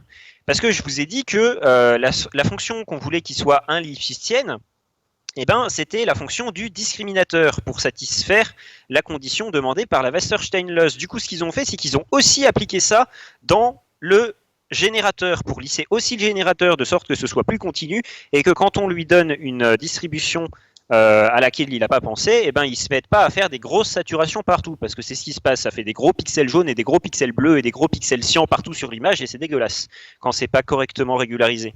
Du coup, ce qu'ils ont fait, c'est qu'ils ont ajouté aussi cette régularisation spectrale à l'intérieur du générateur. Ils se sont rendus compte que c'était pas suffisant, du coup ils en ont rajouté une deuxième pour faire en sorte qu'en plus les matrices soient orthogonales, et j'ai plus de souffle, du coup on va s'arrêter là.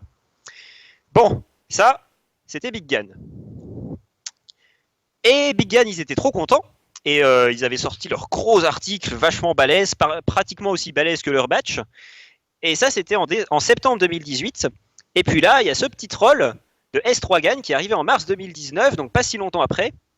Et ils ont fait 7,7. Alors vous allez me dire, c'est pas si impressionnant que ça, parce que là, 6 mois divisé par 2, là, 6 mois, 9,6, 7,7. Alors bon, effectivement, vous auriez raison, vous pourriez dire ça, mais vous n'avez pas encore eu la cerise sur le gâteau. Et je vais vous laisser mijoter encore un petit peu. Parce qu'on va commencer par parler du discriminateur du S3 GAN. Avant. Comme ça, vous pouvez réfléchir dans un coin de votre tête. Si je ne suis pas encore en train de monopoliser tous vos neurones, vous pouvez essayer d'utiliser le reste de vos neurones à vous demander ce qui va faire que ce FID, il est incroyable. Alors, le deuxième truc, le principal truc qu'on va voir dans le S3 GAN, c'est le discriminateur à projection semi-supervisée.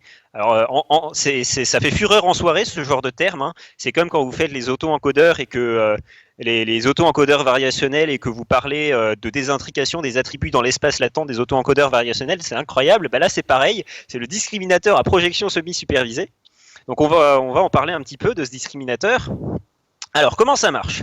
De base, c'est ce qu'on appelle un discriminateur à projection. Un discriminateur à projection, c'est un discriminateur qui fonctionne que quand vous avez un GAN avec contrainte et qui va en gros, de la même façon que ce que je vous disais tout à l'heure, en mode on ajoute des labels pour s'assurer qu'il y a bien une partie qui fait extraction de caractéristiques et le reste qui ne le fait pas.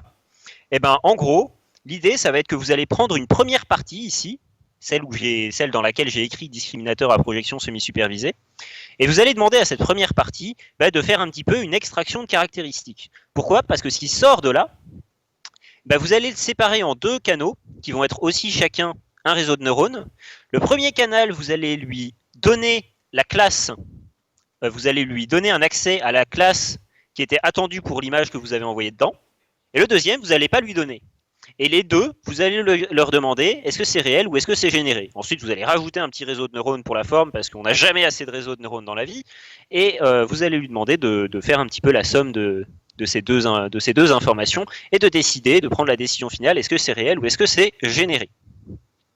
Voilà, qu'est-ce que ça a fait ça? Concrètement, ça a demandé, si je te dis pas la classe, est-ce que c'est réaliste? Si je te dis la classe, maintenant, est-ce que ça t'a l'air toujours réaliste en sachant que ça doit être réaliste pour une image de cette classe?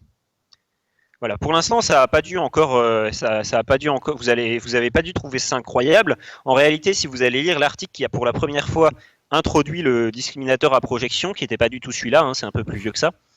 Il y a un petit peu plus de tricks qui rentrent en œuvre, mais j'ai pas trop le temps de les aborder.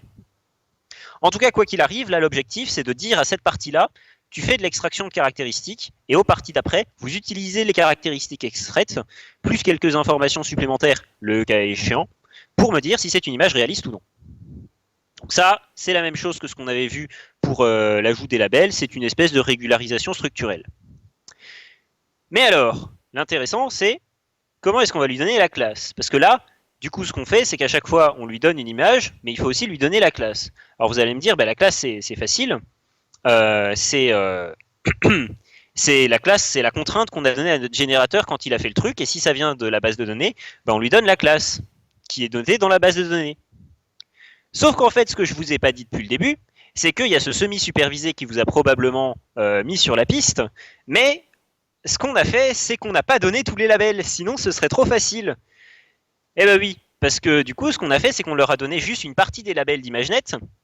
Avec ça, on a entraîné un classifieur, et ce classifieur, il a essayé de prédire les labels de ce qui rentrait dans le discriminateur, et il a donné ses résultats au module qui mesure la dépendance à la classe. Et du coup, là, la question qui vous trotte dans l'esprit, c'est combien de labels on a utilisé? Et je vais vous répondre 20%. Du coup, on a là un petit S3GAN qui arrive 6 mois après Big GAN et qui lui dit « Écoute, mon coco, t'es bien gentil, mais moi, je fais pareil, j'utilise que 20% des labels. Si ça, c'est pas la classe, je sais pas ce que c'est. » Voilà. Et ce qui est encore plus intéressant, c'est que là, ce que vous pourriez vous dire, bah oui, mais le classifieur, là, il va pas être parfait, il y a des trucs qui va mal classifier. Est-ce que ça vous rappelle pas quelque chose, des trucs qui va mal classifier? En fait, c'est bien, parce que ça va faire du bruit. Et le bruit, on a dit que c'était intéressant souvent pour les GAN. Du coup, ce discriminateur, il va être un petit peu bruité, et c'est pas grave, parce qu'on va pouvoir utiliser ce bruit pour éviter, encore une fois, un petit peu plus, que notre discriminateur devienne trop confiant. Et voilà, et c'est comme ça, en partie, qu'ils ont ces aussi bons résultats. La partie qui reste, c'est évidemment que sur une slide où je vous montre 3 réseaux différents, j'avais pas le droit d'avoir autant de blancs que ça. Du coup, il y a évidemment quelque chose qui va aller là. Et cette dernière partie, c'est ce qui s'appelle l'autosupervision. Alors, l'autosupervision, les gens, la première fois qu'ils croisent le terme, ils ont souvent une assez mauvaise représentation dans leur cerveau de ce que c'est, tout simplement parce que ce terme, ce nom est excessivement mal choisi. Donc, autosupervision, quand vous voyez ce terme pour la première fois, vous pouvez vous dire ah bah oui, c'est comme quand c'est supervisé, non supervisé, semi-supervisé, bah là c'est auto-supervisé. Bah en fait non, pas du tout. L'autosupervision, c'est quand vous allez rajouter des labels supplémentaires et que vous allez vérifier si ces labels sont bien satisfaits. Donc là, vous êtes en train de vous dire, mais de quoi il me parle? Du coup, pourquoi il ne nous a pas dit au départ, quand il parlait de l'ajout des labels 3 slides avant, que c'était de l'autosupervision? En fait, la différence entre les deux, c'est que l'autosupervision se fait par des labels qui n'existent pas dans votre base de données. Alors, comment on peut trouver ce genre de label? Vous avez un exemple sur votre écran, par rotation par exemple. C'est-à-dire qu'au lieu d'envoyer juste l'image dans votre discriminateur comme vous le feriez d'habitude, vous allez appliquer à cette image une rotation aléatoire, donc de 0, 90, 180 ou 270 degrés, et vous allez demander à votre discriminateur, en plus, de prédire l'angle. Donc voilà, vous avez, à partir de rien, généré un nouveau label qui n'existait pas dans votre base de données, et que de façon totalement non supervisée, vous allez pouvoir vérifier sur chaque image que vous allez envoyer dans le générateur, parce que chaque image, évidemment, arrive dans le bon sens et vous pouvez le changer de sens. Voilà. Donc ça, c'est aussi une idée qui vient d'un autre papier qui est un petit peu plus vieux, mais que j'avais déjà trouvé absolument fascinant au départ, parce que de cette façon-là, vous pouvez utiliser une base de données qui au départ est non supervisée et transformer le problème en problème supervisé en inventant des labels qui n'existaient pas du tout. Voilà. Et grâce à ces labels supplémentaires, ça va encore faire une régularisation structurelle supplémentaire sur ce discriminateur, et c'est grâce à ça qu'ils arrivent à obtenir ce score magnifique. Voilà, c'est là qu'on en est. Bon, maintenant on vient de faire 3 réseaux d'un coup, je vous propose de finir en beauté, mais avec un seul réseau, parce que bon, cette slide était suffisamment chiante à faire comme ça. On va juste en mettre un sur la dernière. Donc ce dernier réseau, qui s'appelle le Logan. S'il y a un Logan dans la salle, bonjour, on va parler de toi. Donc en réalité, Logan, ça veut dire quoi? Ça veut dire Latent Optimized GAN. Donc latent, c'est le latent dont je parlais plus tôt, si vous vous rappelez, le vecteur aléatoire qu'on met en entrée du générateur, j'avais appelé ça le vecteur latent. Ici, on va en reparler de ce vecteur latent. Et ça va me donner l'occasion juste pour ceux qui se posaient la question, parler de comment, dans la pratique, on va entraîner un GAN. Parce que bon, ça j'aurais pu mettre ça dans les bases, hein, on est d'accord. D'ailleurs, peut-être que j'en ai parlé et que j'ai oublié que j'en avais parlé. Faudra me pardonner si c'est le cas. Mais en tout cas, j'ai envie de parler de comment, dans la pratique, ici, d'habitude, on entraîne un GAN. Alors en gros, comment on fait? La procédure classique, c'est quoi? C'est que sur le premier batch, vous allez entraîner que le discriminateur. Alors, comment vous allez générer le premier batch? Du coup, vous allez faire un demi-batch avec les éléments du générateur, faire un demi-batch avec les éléments de la base de données. Ça, je l'avais dit, je m'en souviens. Ensuite, vous allez envoyer ce batch dans le discriminateur, calculer votre sortie, utiliser votre fonction de coût, calculer les gradients par rapport à votre fonction de coût, rétropropager les gradients. Donc, petite flèche égale rétropropagation, grosse flèche égale rétropropagation plus application. Donc ici, vous rétropropagez vos gradients et vous les appliquez à votre réseau de neurones. Ça, c'est sur le batch 1, vous faites que le discriminateur. Pourquoi? Parce que sinon, c'est relou, il faut vous trimballer les gradients des deux fonctions de coût pour faire les deux d'un coup. Et on a vu que de manière générale, c'était un petit peu plus stable de faire comme ça. Quand je dis on a vu, c'est pas nous ce soir, c'est aujourd'hui, pardon, c'est les scientifiques de manière générale. Ils se sont rendus compte que c'était mieux de les faire pas à pas. Alors voilà, on commence par le discriminateur avec un premier batch, et ensuite on va générer un deuxième batch qui lui va servir exclusivement au générateur.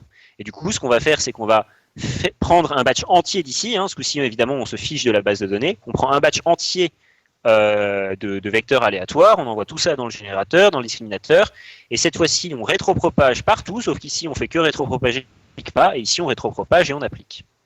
Voilà, ça c'est la façon habituelle de faire les choses, donc vous reconnaissez sans doute si vous en avez déjà fait, c'est comme ça que ça marche d'habitude. Ce qu'il propose dans le LOGAN, c'est de faire la procédure suivante. On va prendre un premier batch qu'on va appeler le batch 1, et ce qu'on va faire, c'est qu'on va propager à travers tout jusque-là. Et ça, c'est le seul élément qu'on va modifier. Alors ça, en deep learning, ça a un nom, c'est ce qu'on appelle de la triche. Parce que d'habitude, ce qui arrive en entrée de votre réseau, c'est vos échantillons, c'est vos données.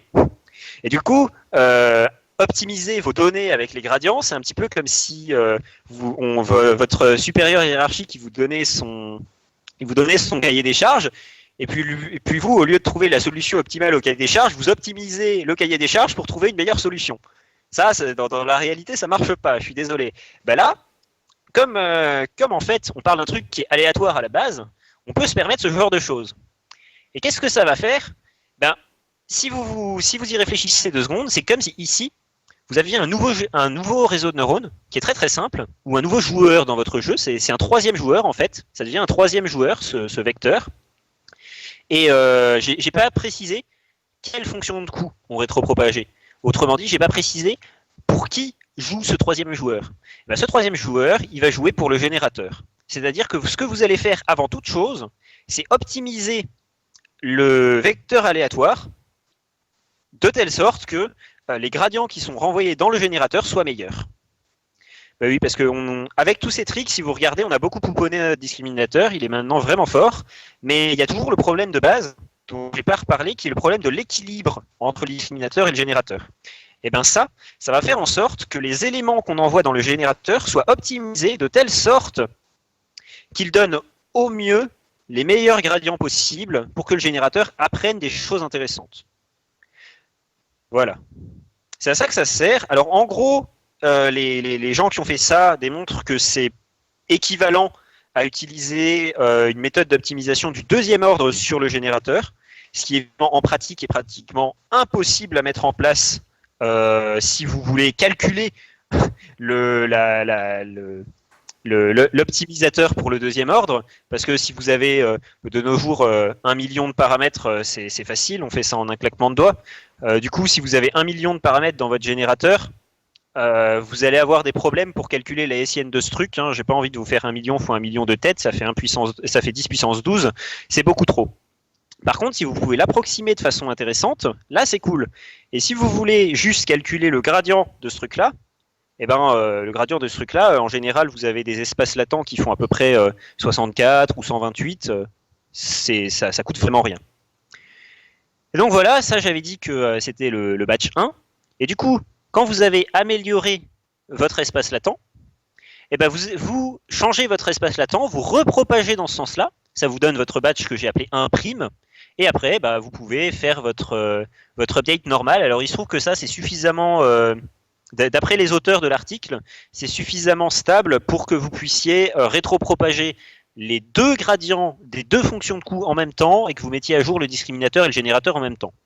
Bon, je leur fais confiance, hein, c'est pas moi qui l'ai écrit l'article, mais voilà, eux ils ont décidé de le faire en même temps. Et du coup, je vous le montre parce que c'est possible. Puis après, évidemment, pour le batch suivant, vous reprenez ici avec des valeurs aléatoires que vous optimisez une nouvelle fois, une seule fois, ce qui va vous générer votre batch de prime et ainsi de suite. Alors, il est intéressant après de se pencher au résultat du Logan.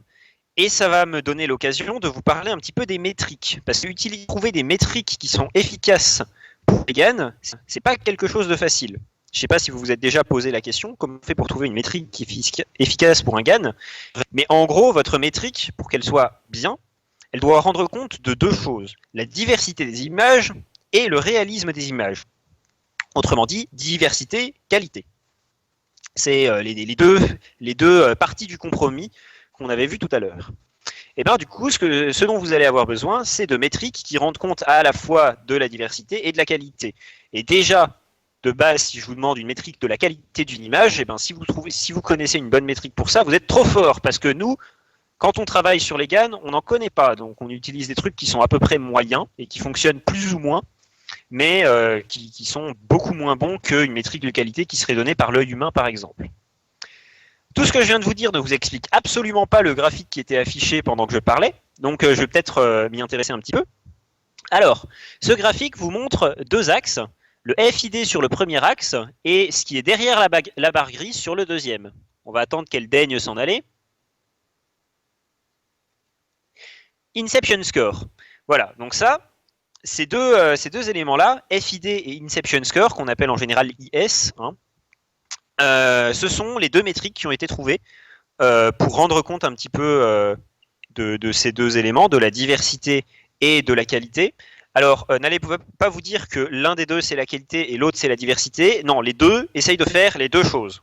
Okay, et donc voilà, ce que vous avez sur ce graphique, c'est un petit peu bizarre, c'est des espèces de courbes qui descendent, hein, on dirait un petit peu des gouttes de pluie sur un pare-choc. Mais ça va nous dire des choses un petit peu plus intéressantes que ça si on s'y attarde un petit peu. Alors, la première chose qu'on voit, c'est que notre petit SA-GAN, il est là, et c'est un point. Et la deuxième chose qu'on voit, c'est que notre gros Big GAN, il est là, et c'est un trait. Donc, ça peut peut-être éventuellement vous dire sur quelle voie on se dirige. Parce que la différence majeure entre SA-GAN et Big GAN, c'est que Big GAN, il avait accès à l'astuce de la troncation. Voilà.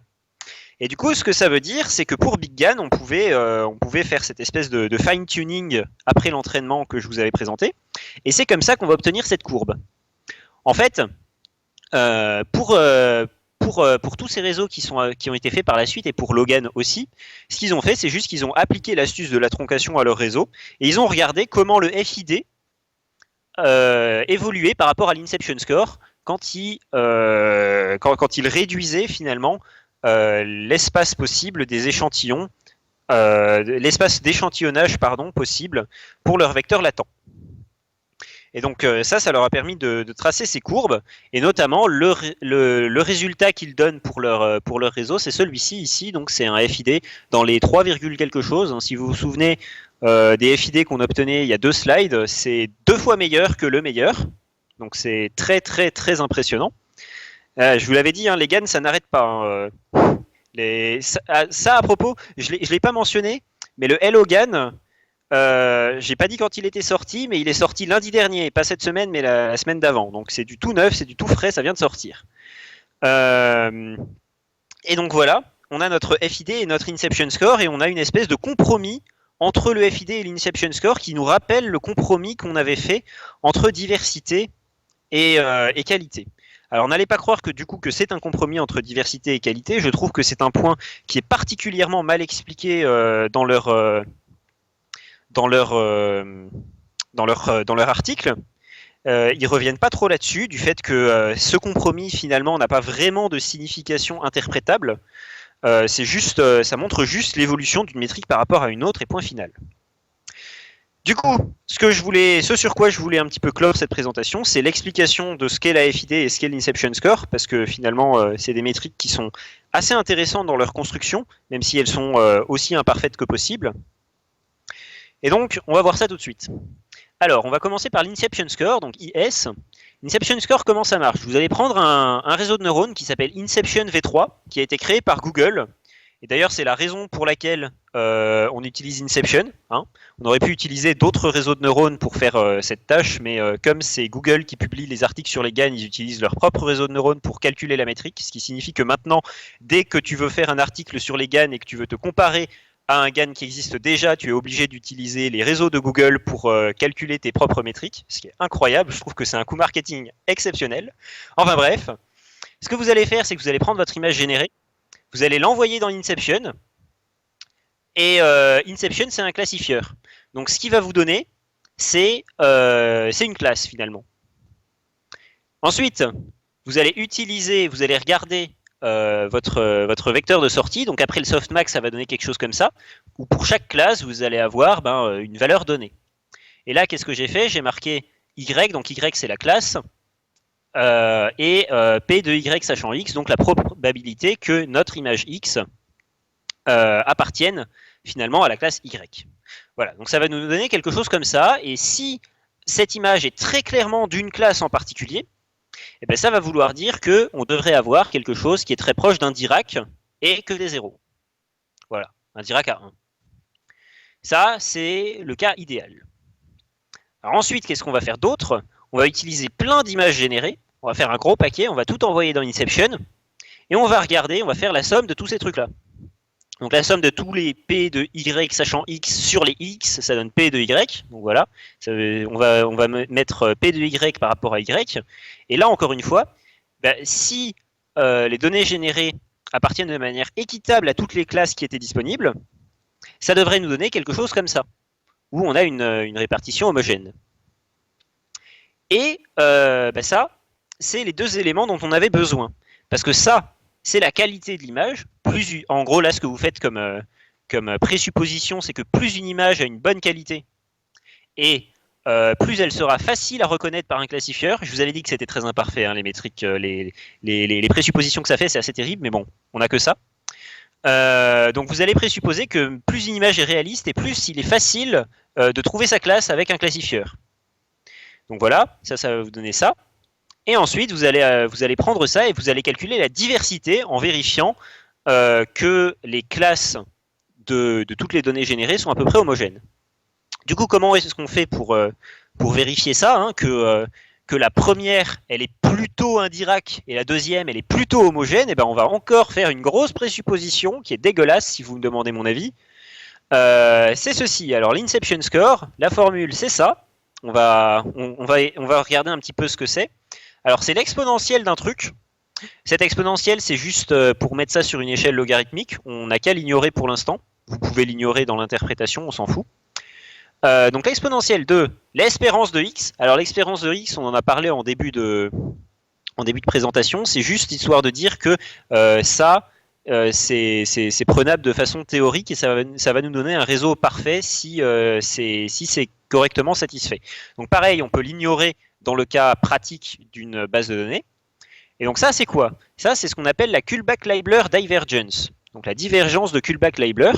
Et je vous la fais courte parce qu'on peut en parler longtemps de cette formule. Mais en gros, ça utilise des notions de théorie de l'information qui vont calculer la différence entre les informations contenues dans ce terme et dans ce terme. Voilà, c'est l'idée. Et du coup, et entre autres, ça va vous donner une sorte, c'est quelque chose qui est assimilable à une distance entre des comment ça s'appelle, des distributions, pardon. Donc une distance entre des distributions.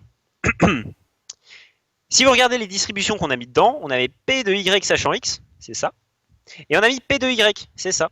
Du coup, ce qu'on veut, c'est une distance qui soit la plus grande possible, selon la divergence de Kullback-Leibler, entre cette distribution et celle-ci. Voilà. Et du coup, ça veut dire que plus l'Inception Score est haut, plus cette distance est grande, et comme on s'imagine dans notre tête que la divergence de Kullback-Leibler est maximisée quand ça c'est un Dirac et ça c'est homogène, parce qu'un Dirac et une homogénéité c'est quand même vachement différent, et ben ça veut dire que plus l'inception score est haut, et mieux c'est. Voilà. Alors je ne peux pas suffisamment insister sur le fait que je trouve cette métrique absolument dégueulasse dans sa création, mais dans la pratique on se rend compte qu'elle fonctionne relativement bien. Donc bon, qui suis-je pour critiquer la pratique? Ça c'était l'Inception Score, il était très utilisé au début, mais depuis qu'on a la FID, la Fréchette Inception Distance, eh ben, on l'utilise beaucoup moins. Qu'est-ce que c'est cette Fréchette Inception Distance? Alors, ce que vous allez faire en premier lieu, c'est que vous allez prendre toutes vos données générées, vous allez envoyer dans Inception V3, mais vous allez retirer la dernière couche de softmax. Donc vous allez utiliser ce qu'on appelle les logits en sortie d'Inception V3. Ce que ça va vous donner, c'est un gros vecteur, deux vecteurs, qu'on va appeler le vecteur généré, qui va vous donner les attributs en sortie de votre image. Donc c'est un petit peu une représentation sémantique des éléments de l'image. Vous allez prendre cette représentation sémantique pour chaque image et vous allez tout mettre dans une grosse matrice. Ensuite, vous allez faire pareil pour les données réelles. Donc voilà, vous passez tout ça dans Inception V3, ça vous donne un VR. Et ensuite, vous allez comparer divers éléments statistiques à propos de cette matrice et de celle-ci. Donc cette comparaison qui est proposée par la FID, c'est celle-ci, qui est tout aussi parachutée que celle-là, si ce n'est que ça marche encore mieux en pratique. Du coup, on va décider que c'est encore mieux, je suppose. Alors, ce qu'on va décider de faire, c'est que la première chose qu'on va faire, c'est une norme L2 entre la moyenne de ça et la moyenne de ça. Voilà. Donc, cette moyenne, ça va vous donner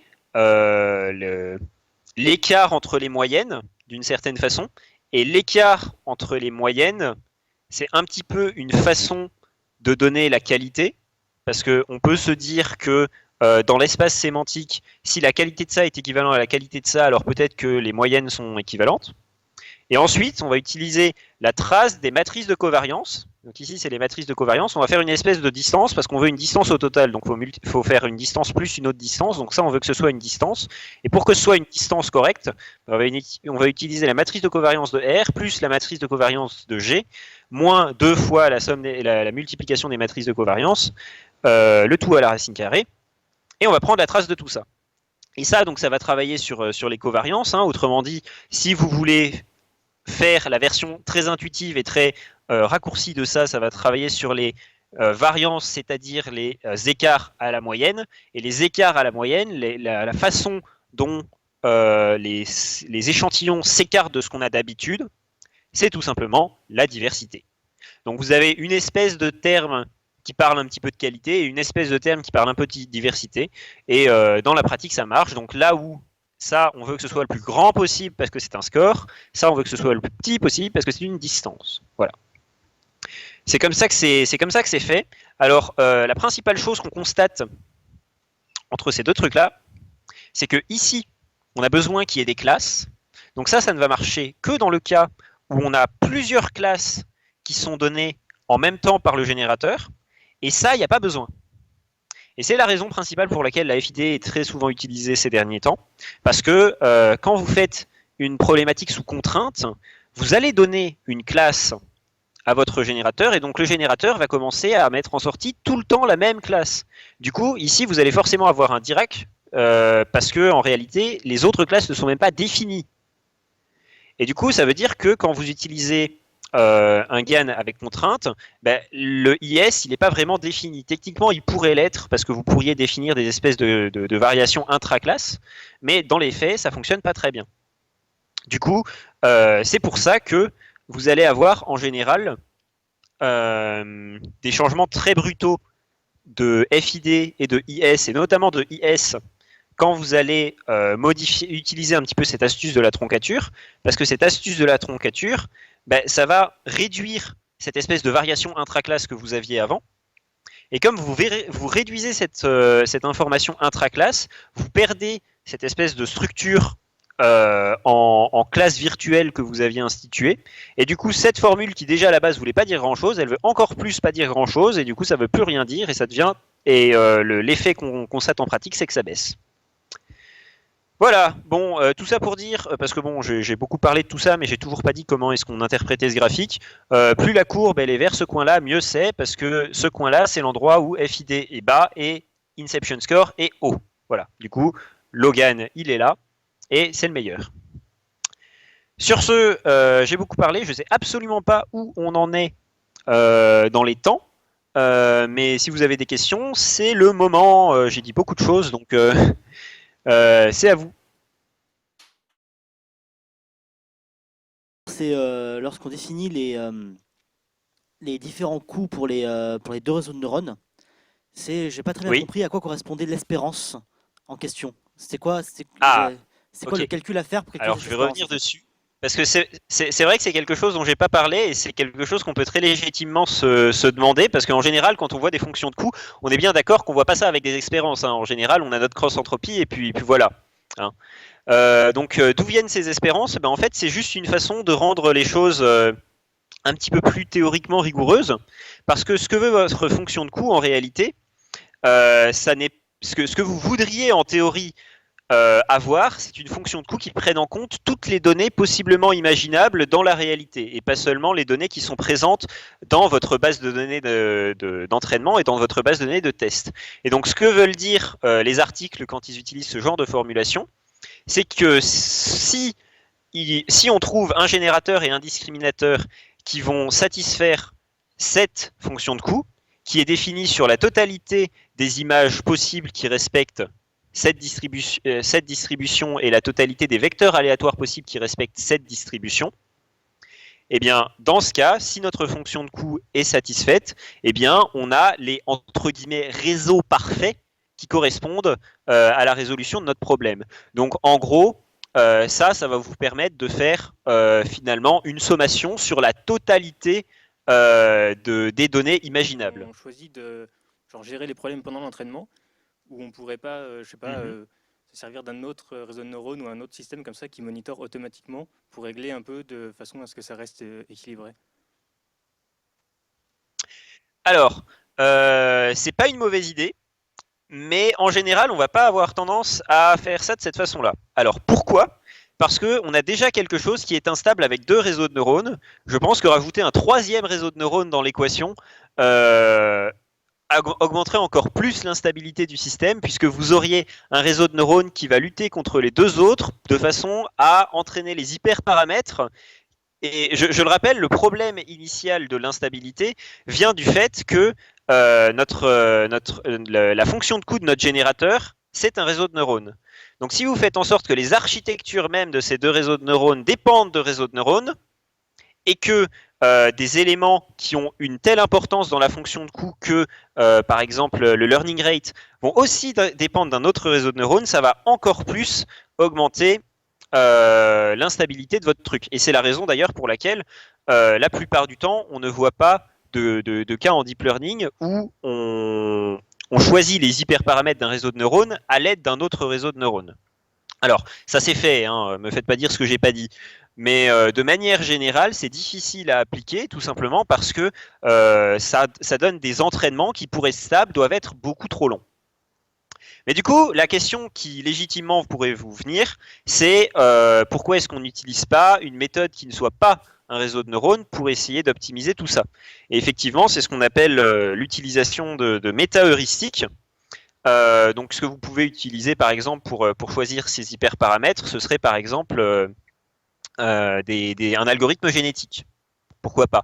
Ou tout un tas d'algorithmes dont vous avez peut-être entendu parler, l'algorithme des working ants, l'algorithme des fireflies, l'algorithme des bees, il y en a à peu près pour tous les insectes du monde, pour essayer d'améliorer un petit peu les choses de façon un petit peu méta, en quelque sorte. Pour ceux que ça intéresse, Ouais, ces tu veux histoires dire quelque chose? ouais, pour ces histoires de méta-heuristiques, c'est les choses que je vois actuellement en complément informatique de parcours recherche. Donc, si ça vous intéresse, vous pourrez prendre je vous filerai les cours sur les méta-heuristiques qu'on a en ce moment, justement, qui parlent exactement de ce qu'il vient de citer. Donc voilà, c'est juste petit aparté sur ça. Ouais, du coup, juste pour conclure sur ma question, si on n'utilise pas des méta-heuristiques, parce que je suppose qu'on n'utilise pas ça tout le temps quand même, on fait ça comment? À la main ou on lance et on croise les doigts en fait? Enfin, comment concrètement, dans la vraie vie, on fait quoi? Alors, dans la vraie vie, en fait, ce genre de problème a été très largement atténué par par tout un tas de méthodes que je vais voir dans la deuxième partie. Mais quand ces méthodes n'existaient pas, ta question est toujours valable. Et à ma connaissance, en tout cas, c'est comme ça que je l'ai fait. Donc, s'il y a une meilleure méthode, eh bien, c'est bien dommage pour moi. Mais effectivement, c'était à la main. Donc, concrètement, tu vas monitor ta loss, tu vas monitor tes gradients dans le discriminateur, tu vas monitor tes gradients dans le générateur, et dès que tu constates que ça part, eh ben, tu essayes d'interpréter un petit peu à cause de quel paramètre ça aurait pu être le cas, et tu essayes de changer un petit peu tout ça de telle sorte que ça se passe mieux la fois suivante, et par trial and error, eh ben, tu te dis que tu finis par converger. Parce que c'est pas si absurde hein, finalement, il faut juste rester devant son écran pendant un petit temps, mais en soi, le cerveau humain, il est pas trop mauvais comme méta-heuristique, donc c'est pas si grave que ça prend juste du temps. Ok. Maintenant, c'est des problèmes qui se posent beaucoup moins, il faut avouer. Oui. Donc la question numéro 1, est-ce qu'on doit attendre que le premier alpha il soit descendu à 0 avant d'activer les alphas suivants? Oui, on attend. Voilà, ça c'était facile. Deuxième chose, comment est-ce qu'on choisit le coefficient de linéarité? Alors, pour moi, de façon assez évidente, je te dirais par essai successif. Et je pense que c'est effectivement ce qu'ils ont fait là. Finalement, c'est un petit peu comme quand vous utilisez une régularisation sur les poids, par exemple, dans un réseau de neurones, et que vous devez choisir votre lambda, hein, votre taux de régularisation. Vous n'avez pas 36 choix, il faut tester et il faut voir si ça marche. Si c'est quelque chose de très fréquent à utiliser et où tout le monde va utiliser le système et du coup tout le monde va essayer d'optimiser ce paramètre, bah forcément à un moment donné il y a quelqu'un qui va essayer de faire les maths derrière et qui va essayer de nous donner des règles et des interprétations plus intéressantes. Mais là c'est pas le cas, c'est applicable à quelques papiers seulement et c'est un seul paramètre, donc ça se fait assez facilement. Sur la totalité. Je veux dire, sur votre temps d'entraînement, ça va pas avoir une telle empreinte que ça d'essayer de juste optimiser ce paramètre-là en plus. Par contre, tu fais bien de souligner que du coup, c'est un désavantage de la méthode que de rajouter un hyperparamètre à la foultitude d'hyperparamètres que vous avez déjà. On voit sur le slide des tricks qu'on a utilisés sur les GAN, qu'on a utilisé genre tous les tricks qu'on a sur le deep learning, genre de batch normalisation, de liquid. Mais on n'a pas utilisé de dropout. Pourquoi? Alors, le dropout, c'est intéressant. C'est intéressant qu'on en parle parce que pour le coup, c'est une question que je me suis toujours posée. Pourquoi je vois pas de dropout dans les GAN? Alors, j'ai jamais fait le test moi-même. Du coup, je ne vais pas essayer de répondre à une question à laquelle je ne saurais pas répondre. Je pense qu'il y a une raison parce que j'en ai jamais vu dans les articles du dropout utilisé dans les GAN. Si je devais essayer de t'intuiter un truc qui sort de nulle part comme ça, je te dirais que c'est peut-être parce que c'est déjà compliqué à converger, c'est déjà suffisamment compliqué à converger comme ça. Et de manière générale, c'est tellement compliqué d'arriver à une convergence correcte que tu n'as pas trop de problèmes d'overfitting. Du coup, le besoin ne s'en fait pas sentir premièrement, et deuxièmement, comme tu as déjà une difficulté de convergence, c'est que de manière générale, le dropout va augmenter la difficulté de la convergence et va te forcer à multiplier en général le nombre d'époques ou le taux d'apprentissage par 1 sur le paramètre de dropout que tu as choisi. Mais ici, tu ne veux pas encore rendre la chose encore plus compliquée, d'autant plus que le principal problème que le dropout vient contrer n'est en général pas présent, donc je suppose que c'est pour ça que ça n'est pas utilisé. Mais encore une fois, je précise bien que je te sors ça de mon chapeau et que je n'ai pas de réponse définitive à ta question.